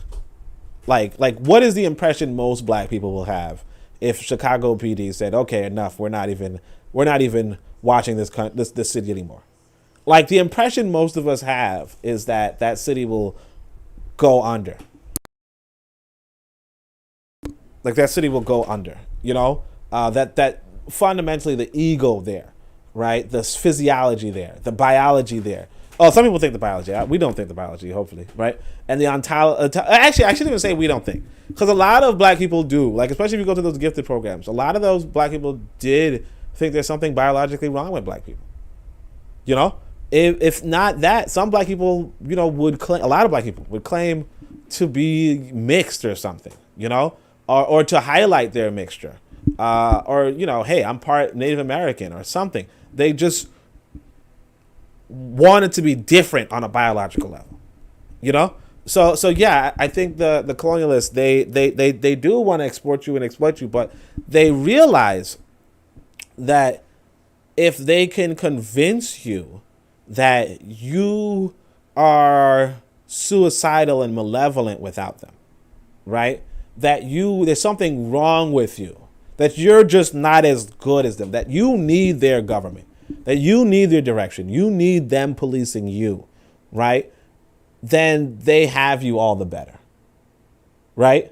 Because if you're not convinced that you need them, then you will just govern yourself. You know what I mean? And they don't want that. Like as long as you think they can do better, you're good. You know? And a lot of us do think they can do better. Cause I think I remember one time I was like I said, I was trying to get people to my organization. And I would ask them something along the lines of, who would you vote for, like a black candidate or a white candidate or something like that, something stupid like that. And they were like, it depends, But it's like, if it depends, then you're probably gonna go white. Like if you're not biased racially, you're probably going to go white. Because at the end of the day, if you're like in a white community, white people are just better off. Period. If you like, for instance, if your qualifications if a woman's qualifications are she wants a man, like if her first qualification is not a black man but just a man who like has money and this and that and provides blah blah blah, she could like a white guy's an option. But you have to be biologically biased. And if you don't have that biological bias, yeah, you're screwed over. Like you're gonna go either way. Like I said, my friend who was into Christianity, like if your bias is towards Christianity but not biology, then yeah, you'll find a Christian woman. There's like tons of them. There's millions of them. If you want a man who has money, your options are more limited when it comes to black people. But if you want a black man with money, then you have something going, Like you have to have that biological bias. And if you don't, if you're not biologically biased against your own people, then you will, you have to be biologically biased for your people. And that's what colonialism takes apart. Because one thing we have to realize is that before the white boy showed up, you were biologically biased towards your own people. You know what I mean? Like you did have black government. You did have black rule. Like you have to, if you're a foreigner coming in, you can't just like I can't just go to China and be like, okay, let me be president. You know what I mean? Because China's going to say, wait, what? No. Why would you be president when we already have a pretty good Chinese president? What I would have to do if I wanted to be president of China is tell the Chinese people, hey, or convince the Chinese people that Chinese people are not capable for leadership. Because if I don't do that, then they're going to be like, well, we're actually pretty good right now. And if they're biased for the Chinese, which they are, right, then they don't need me. And that's going to be a problem if I'm trying to steal resources, Not that I would do that, China. Don't come after me, right? All right.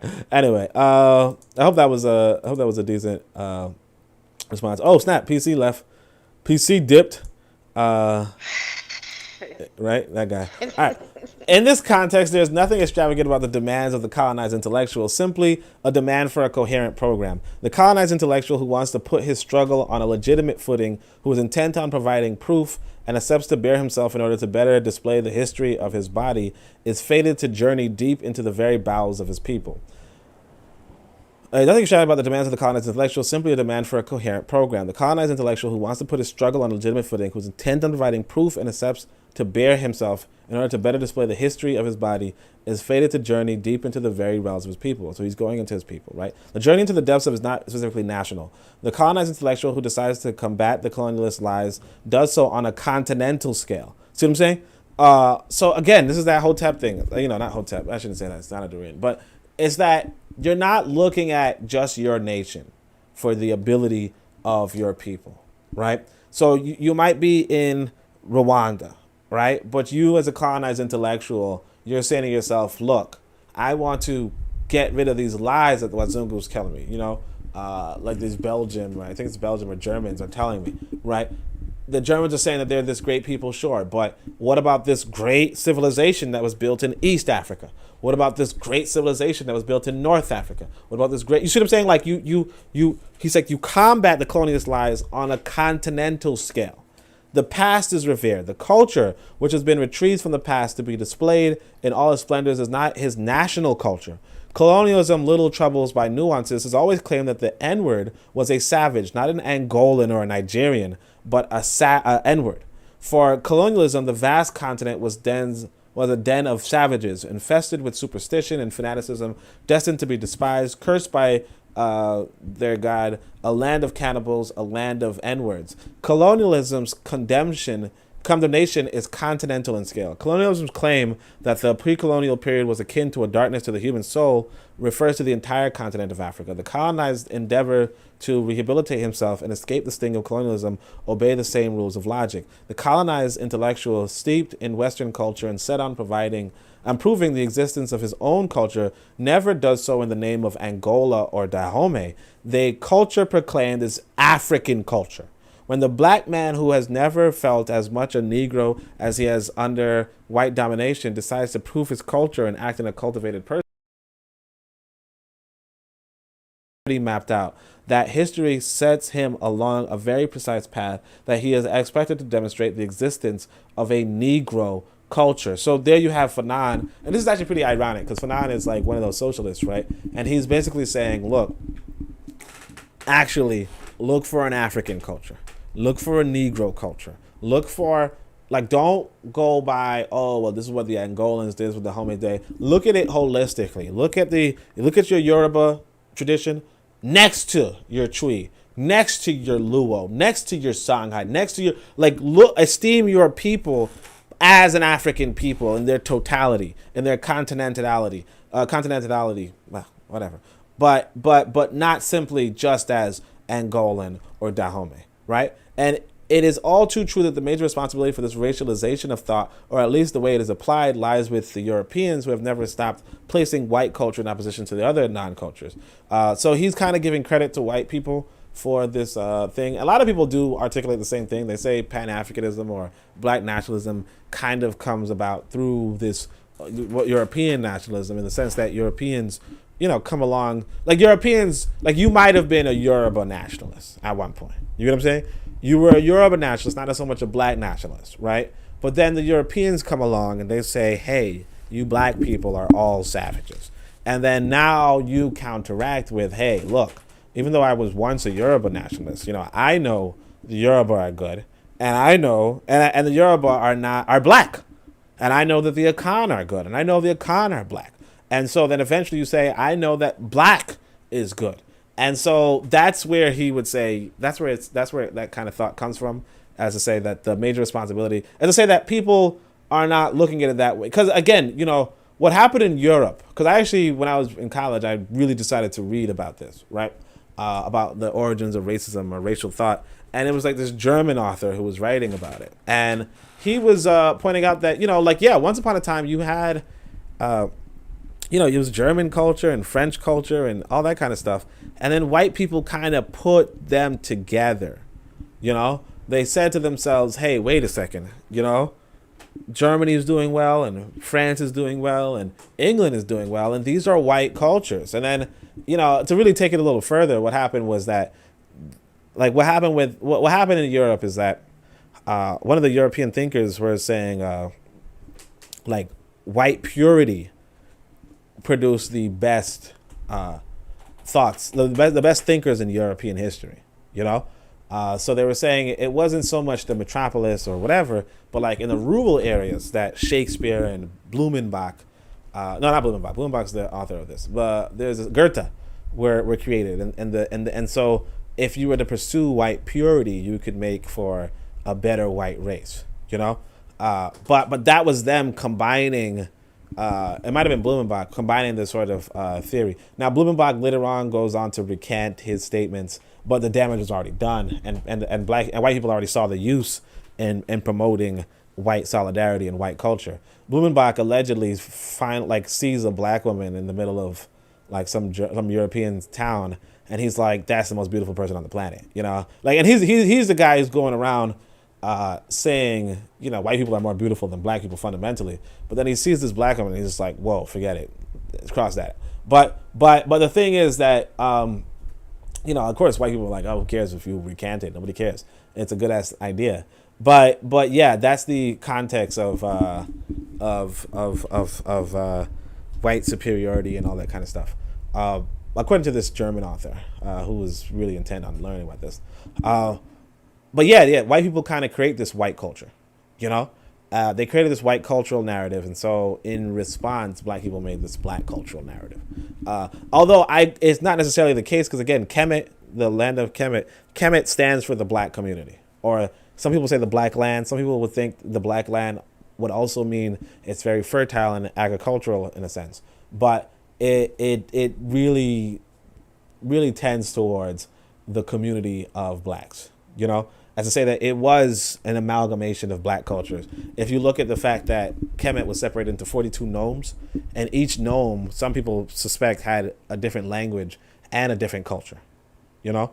And so it was a federation of black cultures. And so black people from around Africa would congregate there and assimilate to one of the 42 cultures. And the pharaoh ruled over all of them. But the monarch ruled over all the nomarchs. You see the language, right? But anyway, colonialism did not think it worth its while denying one national culture after the other. Consequently, the colonized response was immediately continental in scope. In Africa, colonized literature over the last 20 years had not been a national literature, but a Negro literature. The concept of negritude, for example, was the effective, if not logical, antithesis of that insult which the white man had leveled at the rest of humanity. This negritude, hurled against the contempt of the white man, has alone proved capable in some sectors of lifting taboos and maledictions, because the Kenyan and Ghanaian intellectuals were above all confronted with a generalized ostracism and the syncretic contempt for the colonizer. Their reaction was one of self-regard and celebration. Following the unconditional affirmation of European culture came the unconditional affirmation of African culture. Generally speaking, the bards of negritude would contrast old Europe versus young Africa, dull reason versus poetry, and stifling logic versus exuberant nature. On the one side, there stood rigidity, ceremony, protocol, and skepticism. On the other, naivete, petulance, freedom, and indeed luxuriance, but also irresponsibility. I kind of hope he's going to talk about Garvey, but it doesn't seem like he will. Basically, he's giving you that old contrast. He's saying Europe is, dull, reasoning, while Africa's poetry. I don't think you should do that contrast, but it is what it is. The bards of negritude did not hesitate to reach beyond the borders of the continent. Black voices from America took up the refrain on a larger scale. The black world. Oh, there you go. Black voices from America. Too bad your man's didn't. Let's see, is PC? Yeah, too bad PC's not here.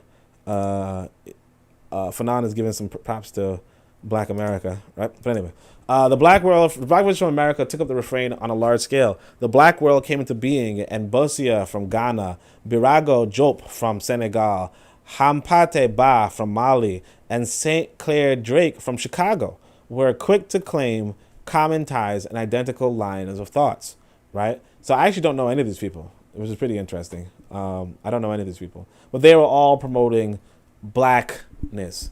And that's actually pretty funny that I don't know the guy from Chicago. All right, so anyway, this might be an appropriate time to look at the example of the Arab world. We know that most of the Arab territories came under colonial domination. Colonialism used the same tactics in those regions to inculcate the notion that the pre-colonial history of the indigenous population has been steeped in barbarity. The struggle for national liberation was linked to a cultural phenomenon commonly known as the awakening of Islam. The passion displayed by contemporary Arab authors in reminding their people of the great chapters of Arab history is in response to the lies of the occupier. The great names of Arabic literature has been recorded, and the past of the Arab civilization has been brandished with the same zeal and ardor as that of the African civilization. The Arab leader has tried to revive that famous Dar el-Islam, which exerted such a shining influence in the 20th and 13th and 14th centuries. Today, at a political level, the Arab League is concrete example of the determination to revive the legacy of the past and carry on to its conclusion. Today, Arab physicians and poets hail each other across borders in their endeavor to launch a new Arab culture, a new Arab civilization. They join forces in the name of Arabism, which is a guiding light for their thoughts. In the Arab world, however, even under colonial domination, nationalist feeling has been kept alive at an intensity unknown in Africa. As a result, the Arab League shows no signs of that spontaneous solidarity between members of the group. On the contrary, paradoxically, each member endeavors to praise the achievements of his nation. Although the cultural element has been freed from the lack of differentiation that is characteristic of the African world, the Arabs do not always manage to forget their common identity when faced with an objective. Their actual cultural experience is not national, but Arab. The issue at stake is not yet to secure a national culture, not yet to plunge into the groundswell of nations, but rather to pit an Arab or African culture against the universal condemnation of the colonizer. From both the Arab and African perspective, The claims of the colonized intellectual are syncretic, continental in scope, and in the case of Arabs, global. So this is actually pretty interesting. So he's saying, look, the Arabs and the Africans on the same continent went through the same kind of colonization, but the Arabs kept on to an identity to the point where they can be national, or they can seek national liberation, and they're differentiated from the Africans because they already had that strong conviction, whereas Africans did not. So we're kind of just developing it at this point. We're developing this Pan-African ideology at this point, whereas the Arabs already have it. So the Arabs are now global with their mindset, and we're still kind of continental in our scope. I think that's actually a pretty interesting point. I was kind of trying to just read through it, like I don't really care about these Arabs, but he did point out he did point out that this it is pretty interesting that they have this, that they don't forget their common identity when faced with an objective. We on the other hand, we're kind of like I said, like Haiti is suffering, and we're kind of like, oh, too bad for Haiti. You know what I mean? Which is sad. Or Rwanda or Congo is suffering, and you're sitting in Kenya like, too bad for Congo. Whereas you think about what happened in Afghanistan, right? Like, I'm pretty sure it's not just Afghani people who are fighting in the Taliban. You know what I mean? Like, it's not just Afghani people fighting the Americans. It's Iranians and Iraqis and Palestinians and, everybody and their mama who identifies as Arab.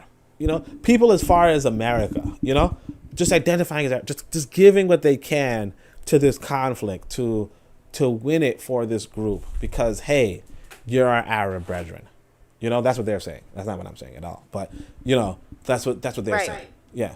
Whereas, I was just gonna say, but they keep sticking pokes in our back, telling us that it's our brother doing it, meaning they continue ethnic division and derision, and the Arabs in that area. A lot of people call that, what is that, Upper Egypt or Eastern Egypt, Upper Eastern Egypt, or whatever, that little piece of the quote-unquote Middle East. And those people were already our enemies, so it was easy to divide us amongst those lines.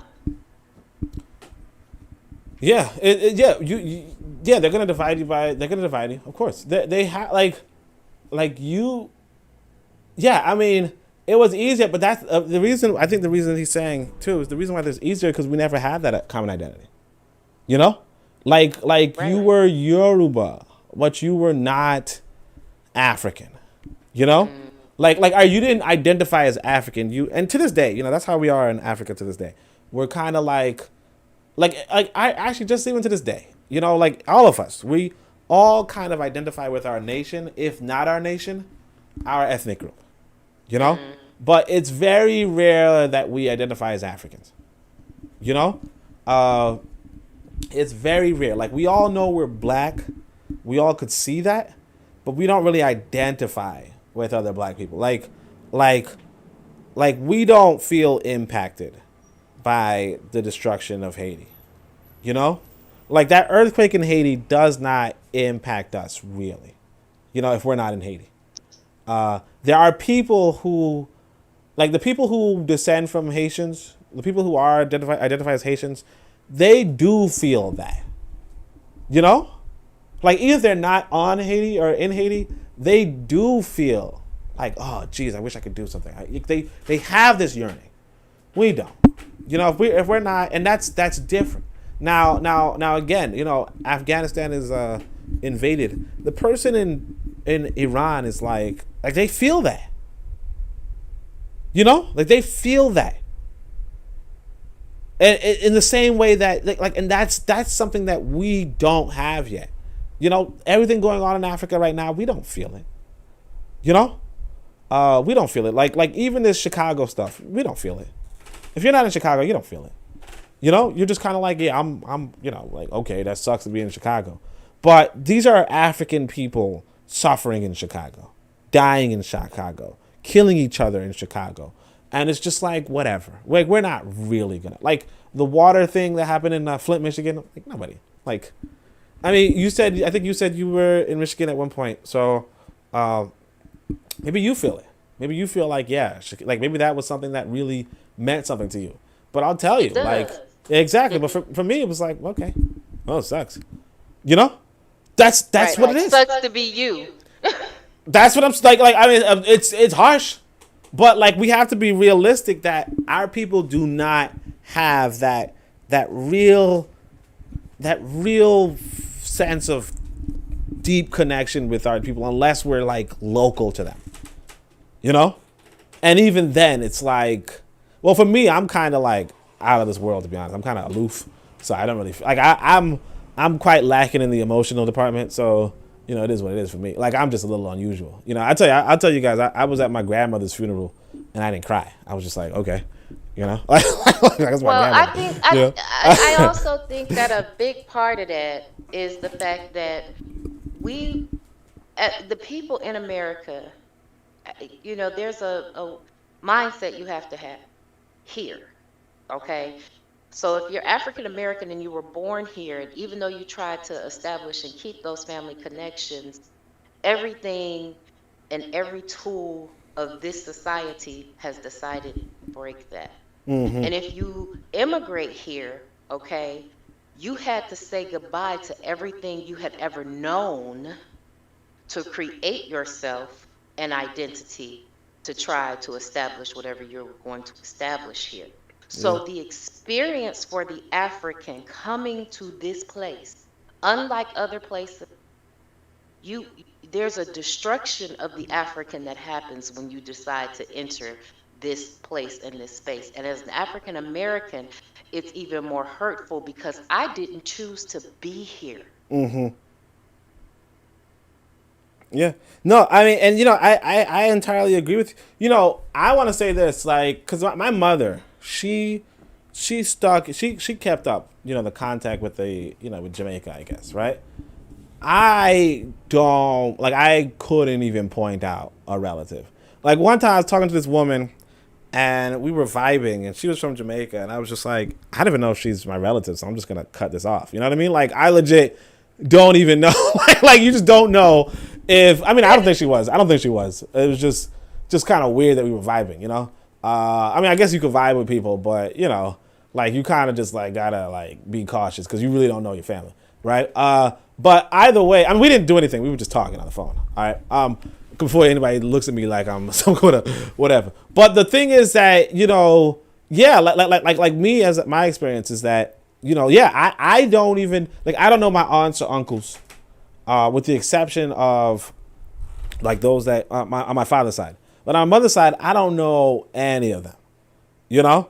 Like, I legit don't even, because she was like, like, her family's kind of had, like, this feud, you know? And they were, like, in a big family, too. So it was just, like, whatever. Like, there was nowhere to go. Like, if I go to Jamaica, I have nothing. You know what I mean? Like, I have nothing. There was, like, a family house, but it's obviously not going to me. So, yeah, there's just nothing in Jamaica for me. There's, I mean, obviously there's like little in America for me, and there's still like nothing in Africa for me. It's not the same. Now, obviously, like I said, the people I know who, like if you have something in another, like, so I personally don't have anything in any community, you know, with the exception of like let's say my living here in New York, but that's about it. A lot of people do have something, but when they do have something, that's where they feel it. And you know, it's a common example in America where, you know, people would have this question. They're like, hey, if you press this button, you'll get $1 million, but then 1 million people will die in India. And it's like, it's a bizarre question, you know, but it's a question that fits this world, this mindset where you really don't care for the other person. You know, if your house is not on fire, then you're fine. If your neighbor's house is on fire, you might be a little concerned. But if there's a fire, you know, 10 blocks over, you don't really care. You know what I mean? And like, we saw this firsthand with this quote unquote pandemic. Well, I shouldn't say quote unquote pandemic because Machiavelli 97 Lemons is going to be on my case. But no, I'm just messing. But like, in this pandemic, Like I'm gonna be honest with you. I was worried when it went to Iran. Okay? I was worried when it went to Iran, but I noticed no one else cared. Okay? So I was following it when it was in China. I was following it when it was in Italy. I was following it when it was in Iran. I told you guys I once knew this white boy, and I knew this white boy was in Italy, and I was like, wait, what's going on down there? You know, like, you know what I mean? Like, I was just like, wait, hold on a second, right? But most Americans didn't care. It was like, okay, something bad is going around the world. That's normal. And it seemed a little unusual. It seemed a little different this time, and it was different. But that's like the world. Like, you really don't care about the other person. You know? You really don't care about the other person. Now, I'm not saying I cared about the Iranians or the Chinese or the so forth, but I did realize that yes, something is going on. You know, like this news is kind of funny, but like if you guys remember, like one of the things that happened early in the pandemic, where black people were saying we're immune, and we're walking around like just doing haphazard things under the impression that they were immune. You know? And it kind of like, I mean, it was kind of a joke, I hope, but it kind of like fits into this narrative of, yeah, you just don't care about other people, really. You know? Like, if there is something that's toxic in the air, you would spread it if you're immune. You know? And I remember seeing this video because my friend, like one of my cousins, showed me something where there's this Chinese girl who was sick from this disease. And what she did was she went on this elevator and was licking her hands and sneezing and purposely coughing on the buttons in the elevator, you know, because it was, and like, you know, the context was like, yo, this is a malicious and evil woman, but the reality is that there are people like that. I don't know why I just actually brought that up, so, but it was just interesting. I probably should find that video and share it. All right, so this historical obligation to racialize their claims to emphasize an African culture rather than a national culture leads the African intellectual into a dead end. Okay, so now you're saying it's a dead end to go with African culture. Let us take an example. The African Society for Culture. This society was created by African intellectuals for a mutual exchange of ideas, experiences, and research. The aim of the society was therefore to establish the existence of an African culture, to detail it nation by nation, and reveal the inner dynamicism of each of the national cultures. So that actually sounds like a pretty good idea, but he's saying it's a dead end, so let's see. But at the same time, the society was responding to another demand, the need to take its place within the ranks of the European Society for Culture that threatened to turn it into the Universal Society for Culture.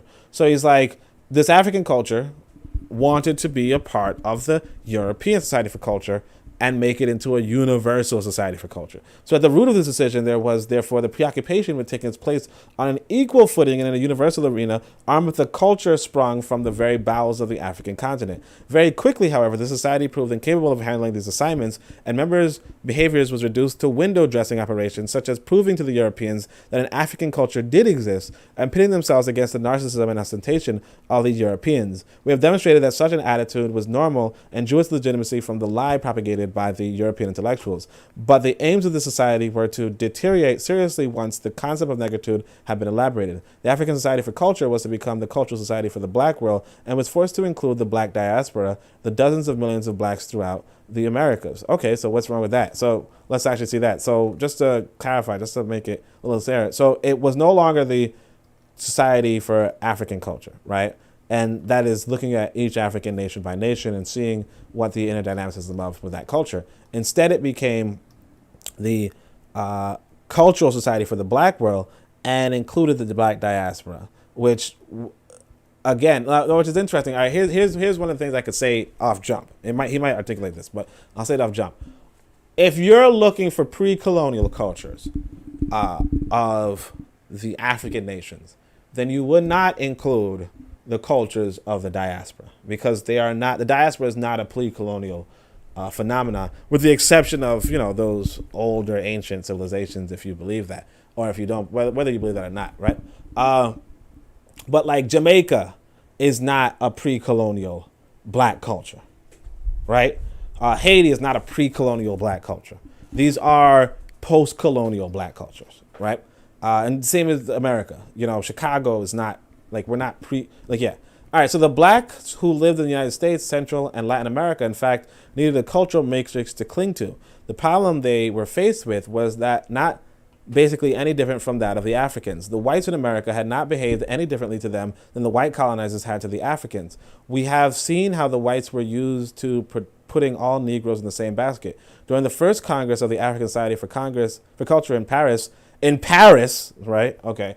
And in 1956, that's pretty recent, the black Americans spontaneously considered their problem from the same standpoint as their fellow Africans. By integrating the former slaves into African civilization, the African intellectuals accorded them an acceptable civil status. But gradually, the black American realized that their existential problem differed from those faced by the Africans, right? So he's saying that, black Americans and like black Africans had a different problem, like had a different problem facing them, right? This is the only commonality between the blacks from Chicago and the Nigerians or Tanganyikans, right? So present-day Tanzanians, was that they all defined themselves in relation to the whites. But once the initial comparisons have been made and subjective feelings had settled down, the black Americans realized that the objective problems were fundamentally different. The principle and purpose of the Freedom Rides, whereby black and white Americans endeavor to combat racial discrimination, have little in common with the heroic struggles of the Angolan people against the iniquity of Portuguese colonialism. Consequently, during the Second Congress of the African Society for Culture, the black Americans decided to create the American Society for African Culture. So, and again, this is actually pretty interesting. I think. What do you think, Revolutionary Matron? That's a whole problem right there because, so like black culture in the West, as it tries to reach back east, only exists because of the slave trade. Like that's the offshoot, because some of the people that might have been black people that were actually enslaving black people probably married out and they don't look black today. So black or African as a designation in the West only exists because of the slave. And when they started dividing them up and trying to assert their specialness, instead of the Africans inviting them into a tribe, and this is going back to the diasporal pain, instead of inviting them into a tribe or saying, maybe we can find your people or something like that so that it could be a more unified and cohesive unit, they're like, well, we'll accept you as what you are and we'll try to figure it out. And then when they realized that even that didn't work, then they broke themselves off into even smaller. So they had taught them the colonial plan that they then put in place in their dynamic, in their paradigm, because they were coming together to solve the African problem. And within their own conversations and discussions, they decided to break themselves up. That's the dumbest thing I ever heard. Well, yeah, I mean, the thing is that, this was like a cultural program, that's like a cultural, and the thing is that if you, and that's the thing I like too, I like this about this, is that, a lot of us tend to, in America, we tend to hear, black Americans say, nobody fought like us, or nobody fought like them. I gotta watch him at PC. He doesn't want me to be identified as black American. So, but he's like, nobody fought like black Americans. And then what Fanon is actually pointing out is that, the purpose of the Freedom Rides, right, was to combat racial discrimination. And it's not really and Fanon actually esteems the Angolan struggle against Portuguese colonialism more so than, the integration struggle. And I think that's something that I think that's something that a lot of us underestimate. I think that Africa really did lead in a revolutionary struggle in the same sense that the Taliban did lead what you would consider a revolutionary struggle against Afghanistan. And you're just trying to get all our conversations banned. Right? Oh, you mean because of the Taliban? Hey. Right. Apparently, everybody's talking about it now. I thought nobody mentioned it. Once upon a time, it was like nobody mentions anything about the Taliban. You might be red flagged or something. But as soon as they win, everybody and their mom was like, the Taliban. What? I thought it was a word you can't mention. You know what I mean? But apparently you can. So like, shit, I'm about to do it. I forgot about them. Like, I think I was talking to somebody. I was talking to somebody yesterday, and they were like, they still around? Like, I really legit didn't even know. But now they like the word of the day. You got PB Herman going, ah! Every 5 seconds, he's just like, damn, he said it. All right. But yeah, you're right. Let me stop. Yeah. So, I think that was pretty interesting. Like, yeah, they broke apart. They like, but at the same time, it's like, what are you supposed to, like, if you have a pre-colonial African studies group, right? What is the role of the post-colonial communities? The role of the post-colonial community in a study and discussion about pre-colonialism is talking about that moment, and that's something that we don't want to talk about, because we need to talk about why they sent away the thinkers and the artisans, how they got stolen. Africans need to be honest and tell the truth about those things and discuss the African leaders. Although we don't have a lot of history, some people know the history of the fact that they sent ships and people over here trying to negotiate with these white folks to get us back.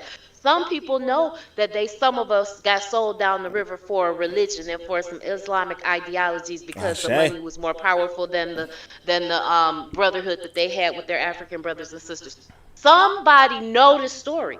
And so the position of a pre-colonial study group, I'm sorry, talking like I'm on my show. The position of this it's your show. You know study, it. You talking like it's your show because it is. Like, shit. Whose else show is gonna be? You know what I'm saying?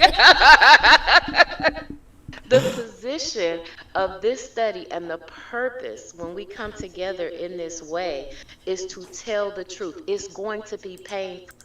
But what you have to understand is that no matter what mama and daddy did, as the aunties and uncles and children of those experiences, we got to come together and figure out a way for our grandkids to be all right, for our grandkids to not go through this. I'm telling the people, make sure they check out Learning Curve by Revolutionary Matron. Make sure y'all go subscribe, Like, sister knows it. She gets it. She's on point. You got it. All right. Yeah, exactly. Like, and you're right. We should have came together and said, you know what? Even though you guys did what you did on the continent, let's talk about let's talk about the whole story, and let's talk about what happened to the people who were taken from the continent, and let's find a way to welcome those people who want to be welcomed back. Let's be a people. Let's have a solid identity. Let's look at ourselves honestly and assuredly. Like you mentioned, there were, like we know about Nzinga, but there were other African people who stood up against Wazungu. That's a part of our culture too. And like you said, there were people who sold us. That's a part of the culture as well. And we have to look at it, the good, the bad, and the ugly, and really formulate and try to form this like what could have been produced here. Here's actually the problem. Let's be honest. Africans today across the world do not get that sufficient African identity, sufficient African history, that sufficient African moment. Not like the Muslims do, not like the Arabs do. The Arabs, they have this common past, this common history, this common destiny, this common outlook. We don't. You go to any African person and you tell them something and they say, I never heard of that. I never knew that. Oh, what? Who is that? You say, we just read through that list of different great negritude people. I haven't heard about any of them. How do you not hear about it? Like, I haven't even heard of Nyere. Until like recently. Until I said to myself, let me write this Pan-African book. I heard of Nyere. If we're not getting this intimate and intelligent, all-encompassing history, and it's not common for us, we're getting screwed, because best believe every nation is providing some sort of common history for everybody. I was looking at this homeschooling thing I'm supposed to be doing, and they're like, every damn year of your boy's life, you got to give him some United States history. I'm trying to find a way to, I might give him some Garvey and Garveyism, but I won't tell him, but be like, that's some American history right there. But the thing is that, Yeah, like white people know you, like all of us. Not one of us. You could come across any American and be like George Washington, and they're gonna be like, who that? You be like Abraham Lincoln, they're like, who that? Like all of us know. All of us know about Thomas Jefferson. Now we don't probably know about Ulysses Grant and so forth, but we all know these people, right? But it should be that for every African on the planet that we know these people, like those people, not their people, but our people. Our people. Yeah. Right. Like if not Garvey, if not whomever, like you gotta have this big global view, and it will move us forward. It will make us all the more solidarity. Like when you know that the person in Haiti is of the mindset of, yeah, I'm all about that Garvey, I'm all about that. Like if you know that that's who's suffering, it changes it. I know you think it shouldn't. You think it shouldn't, but it changes it. It does. No, it absolutely does. And that's what I'm saying.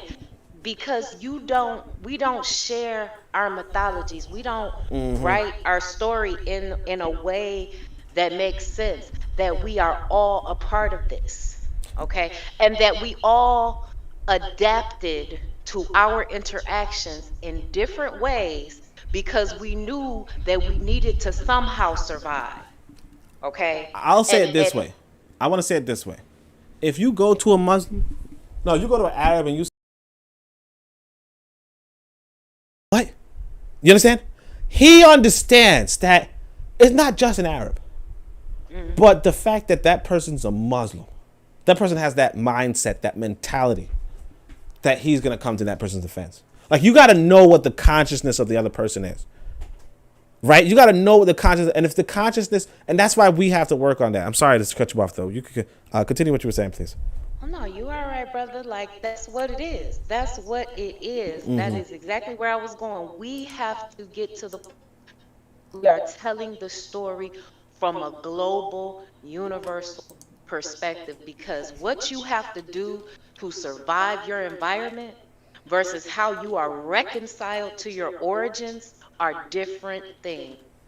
And we need to create a mechanism so that the African can get back to his origins, because that's where we're all from. That's what we have in common. And that's what they continue to divide so that they can continue to exploit us all wherever we go.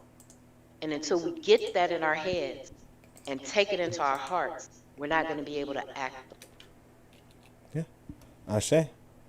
All right, let's keep going. Negritude thus came against its first limitation, namely those phenomenon that take into account the historicizing of men. Negro and Negro African culture broke up because the men who set out to embody it realized that every culture is first and foremost national, and that the problems for which Richard Wright or Langston Hughes had to be on the alert were fundamentally different from those faced by Leopold Senghor or Jomo Kenyatta. Yeah, again, like I said, like everything is national. Yeah, likewise, that's why you want to form a bigger nation, a better nation. And that's why your freedom is limited to your nation. That's what I really want us to understand, that if, like, you'll never be free in another person's nation. Because it doesn't make any sense. You're in another person's nation. Like the Taliban were never going to be free in Afghanistan, the nation, the government before them. But when they took over the government, now they're the free people. You know? That's what it is. That's what happened. They were never before that free. They were hunted down. They were murdered. They were killed. But when they took over, but let me leave that subject alone. I forgot. I'm about to. She's like, he's going at it again. These N-words don't learn. like shit, man. Your channel's been deleted, man. You didn't talk to. You just on Discord right now. You ain't noticed none of the. You ain't noticed there was no more comments, man. You ain't nothing going on. Like, you ain't broadcasting, fool. Yeah, you ain't broadcasting, dummy. Anyway, all right, let me stop. Okay, so likewise, certain Arab states who had struck up the glorious hymn to an Arab renaissance were forced to realize that their geographical position and their region's economic interdependence were more important than the revival of their past. So you're saying that Arab states, unlike African states, they already had their Arab Renaissance, you know? And so they're forced to realize that their geographic position and region's economic interdependence were more important than the revival of the past. So instead of focusing on history, they were like, hey, yeah, we have this common history, but let's now be economically interdependent. Let's now take advantage of our geography, right? Consequently, the Arab states today are organically linked to Mediterranean societies and cultures. The reason being that these states are subject to modern pressures and a new commercial channels, whereas the great trades routes of the days of the Arab expansion have now disappeared. So they have like different societies. They're more Mediterranean focused and so on and so forth. But above all, this is the fact that the political regime of certain Arab states are so heterogeneous and alien to each other that any encounter, even cultural, between the states proves meaningless. Okay, so it is therefore that the way the cultural problem is poised in certain colonized countries can lead to serious ambiguities. Colonialism's insistence that niggers, oh dang it, oh my gosh, I hate saying the N-word, my bad. All right, my pal. So colonialism insists that N-words have no culture and Arabs are by nature barbaric, inevitably leads to a glorification of cultural phenomena that become continental instead of national and singularly racialized. In Africa, the reasoning of the intellectual is Black African or Arab Islamic.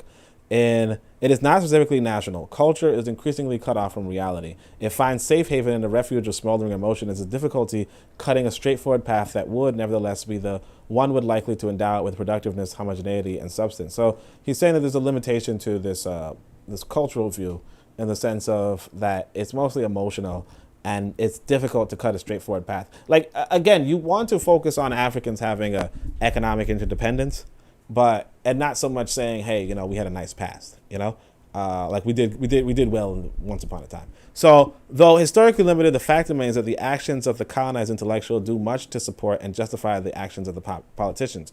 And it is true that attitude of the colonized intellectual sometimes takes on the aspect of a cult or religion.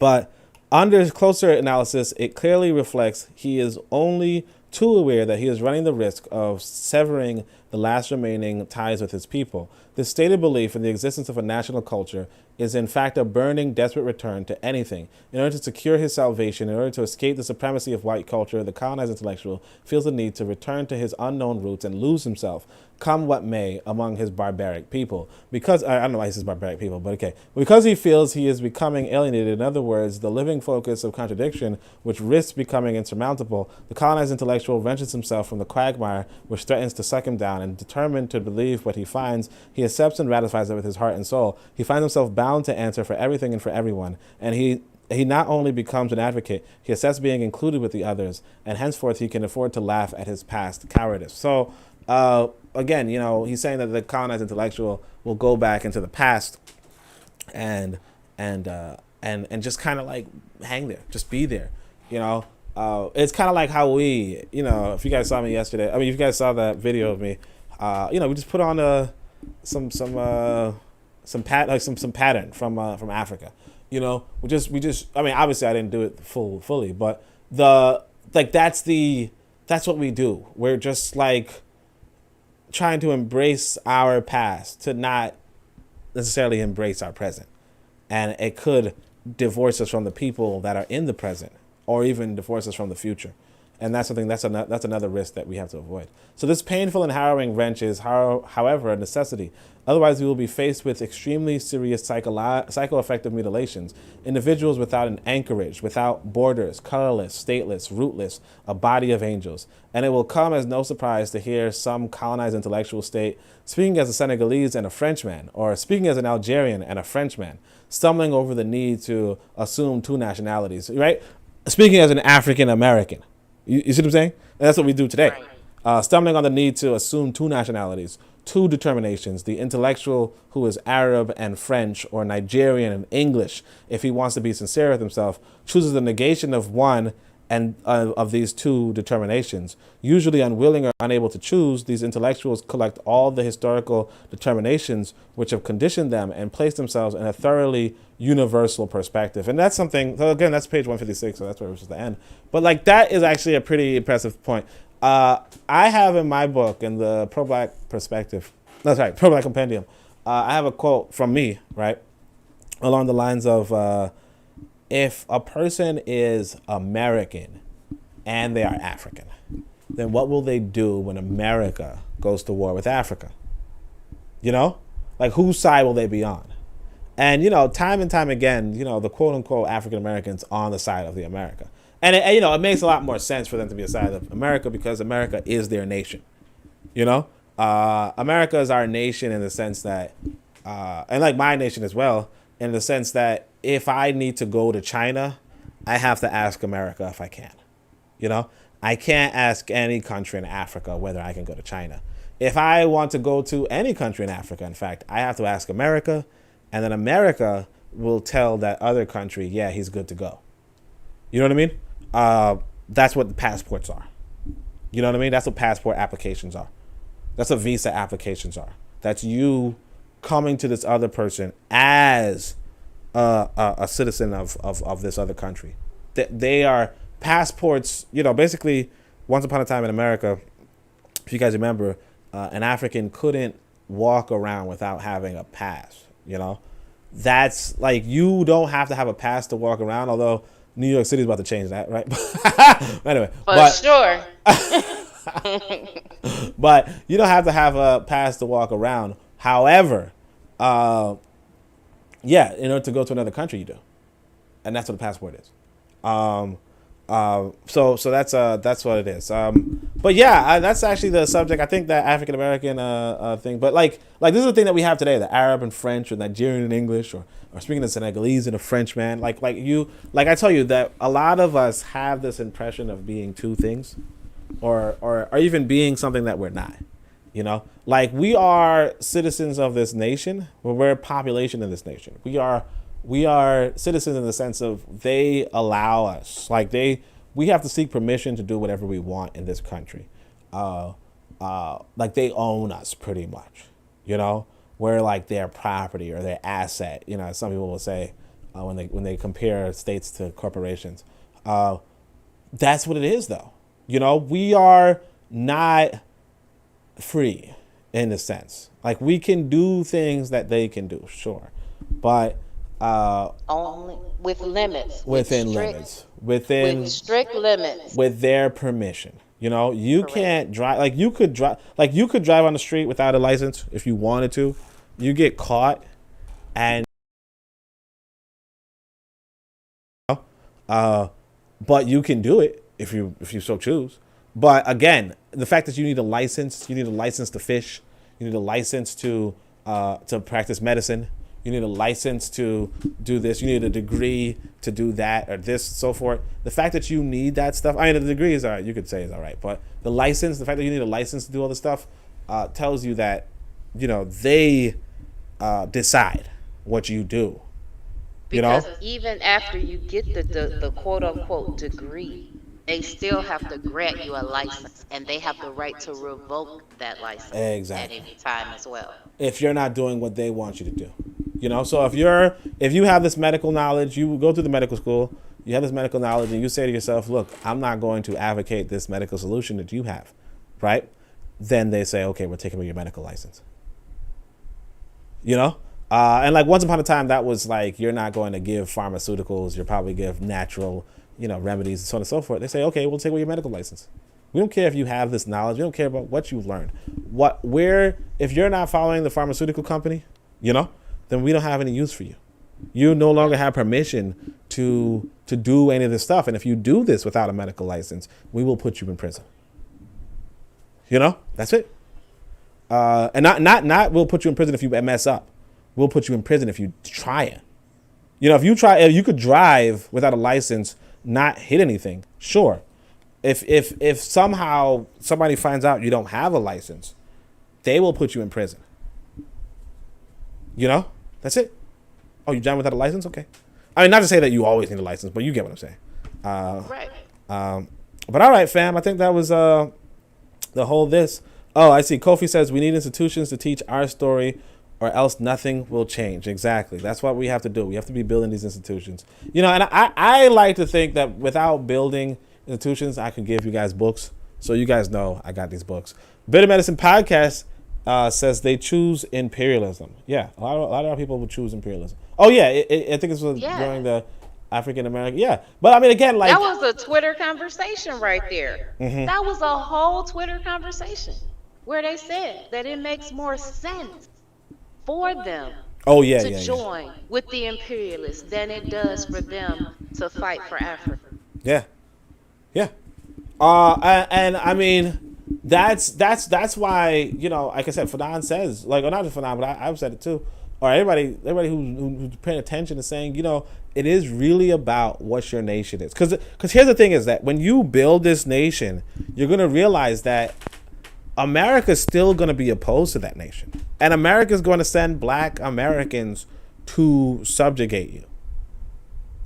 There's this story inside of Garvey and Garveyism. So hopefully, Revolutionary Nation goes and reads that one and shares it with us. But there's this story that was like early in the book where I just kind of put down the book and was really upset, like really upset. But basically, the Jamaicans, the Caribbeans, were sent to Africa to subdue and suppress them, basically to colonize, the African countries by the British powers or whatever, right?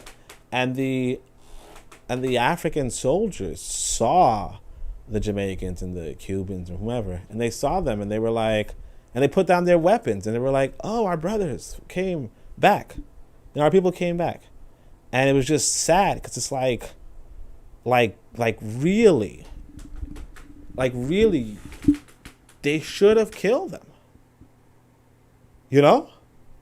Like they were. That same thing happened in America after the Civil War, where the African Americans that had been enslaved had land, and they was killing them white folks that was coming, and they sent a black man.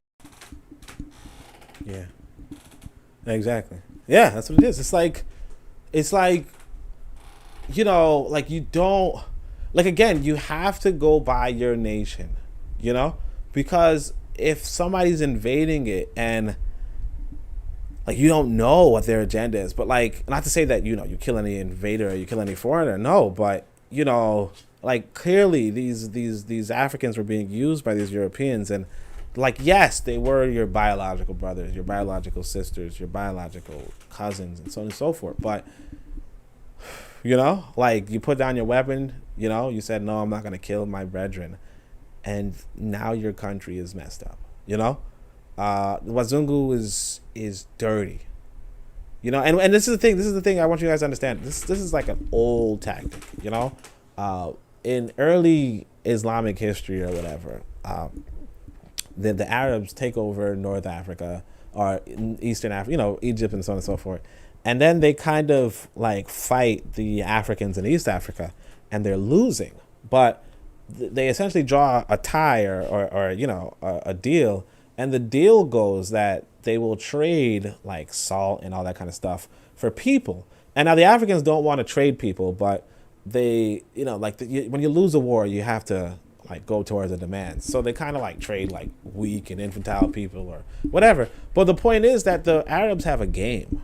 They take these same people that were sold off, right? And this is like way before, like, this is when we were still on the continent, okay? Like, the diaspora didn't exist, right? But they take these Africans that were traded, and they send them back to fight the Africans at home. Because now they're angry, they're upset. They're like, hey, these people sold us. These people, so on and so forth. But, and of course it was like they were forced to. But at the same time, it's like there's an MO. You use your own people against, and it's just that much harder because the person across from you, right? Like, like you know who they are. You know that they're your people. Like I said, the guy who says boo, like, he knew we were kin. Somehow, some way, that we were closer to each other than anybody else in our lives, and at the same time, it's like, this is what happens. Like, this is the gangs in New York, where they're shooting each other, they're killing each other, and they're the same people, same neighborhood. Their parents grew up, helped each other out, and they're killing each other now for different buildings. Better Medicine Podcast says it would be the same in Africa though, so we won't be free there. We won't be free in Africa, he's saying, for some. For the nations, if you have a nation, you'd be free. But you have to just not, like, Like the issue in Africa is not so much that they don't have like political independence is great, but they don't have the economic independence, or they don't have the like again so I put in the earlier chat the tertiary and three sector model, the tertiary economy and the three sector model. Like that's really what's up with Africa. That realistically speaking, we don't have bourgeoisie there, we don't have capital there, we don't have we're not really developing an ability to manufacture goods. So we can't really produce cars like other places. We can't really produce houses like other places. Somebody else pointed out that like remember that conversation where somebody was like, should Haitian, like that same guy who said, should Haitians move from Haiti because it's earthquake prone or something like that, or should they have a place in Africa because it's earthquake prone? And somebody said Japan is more earthquake prone. Okay, but nobody has a conversation about Japan, like Japanese people moving from Japan. You know, the reason though is that Japan is like a manufacturing center. Japan probably produces, I think they said like 50% of the cars worldwide. You know, it's an economic powerhouse or an economic factory in a sense. Because of that, like because they can produce earthquake-proof houses, nobody discusses them moving. You know, the issue with us as African people is that we're not producing for ourselves. You know, now we're technically still free, even if we're not producing for ourselves. But it's a freedom that is it's kind of like a silly freedom. You know, it's a freedom that really needs work, and that's what we should come along and do. But if we did that, then no, we would be free. Obviously, you know, we would be free. There's no question about that. It's just a matter of like you wouldn't be free if you're in somebody else's nation. You know, you don't have that political independence in another person's nation. You know, like I said, in this nation, all you have is the ability to vote for, you know, Clinton or Obama. You know, you don't really have anything more than that. In your other nation, if you had a real nation in Africa, you could really take a part in that community. Like you could write those laws.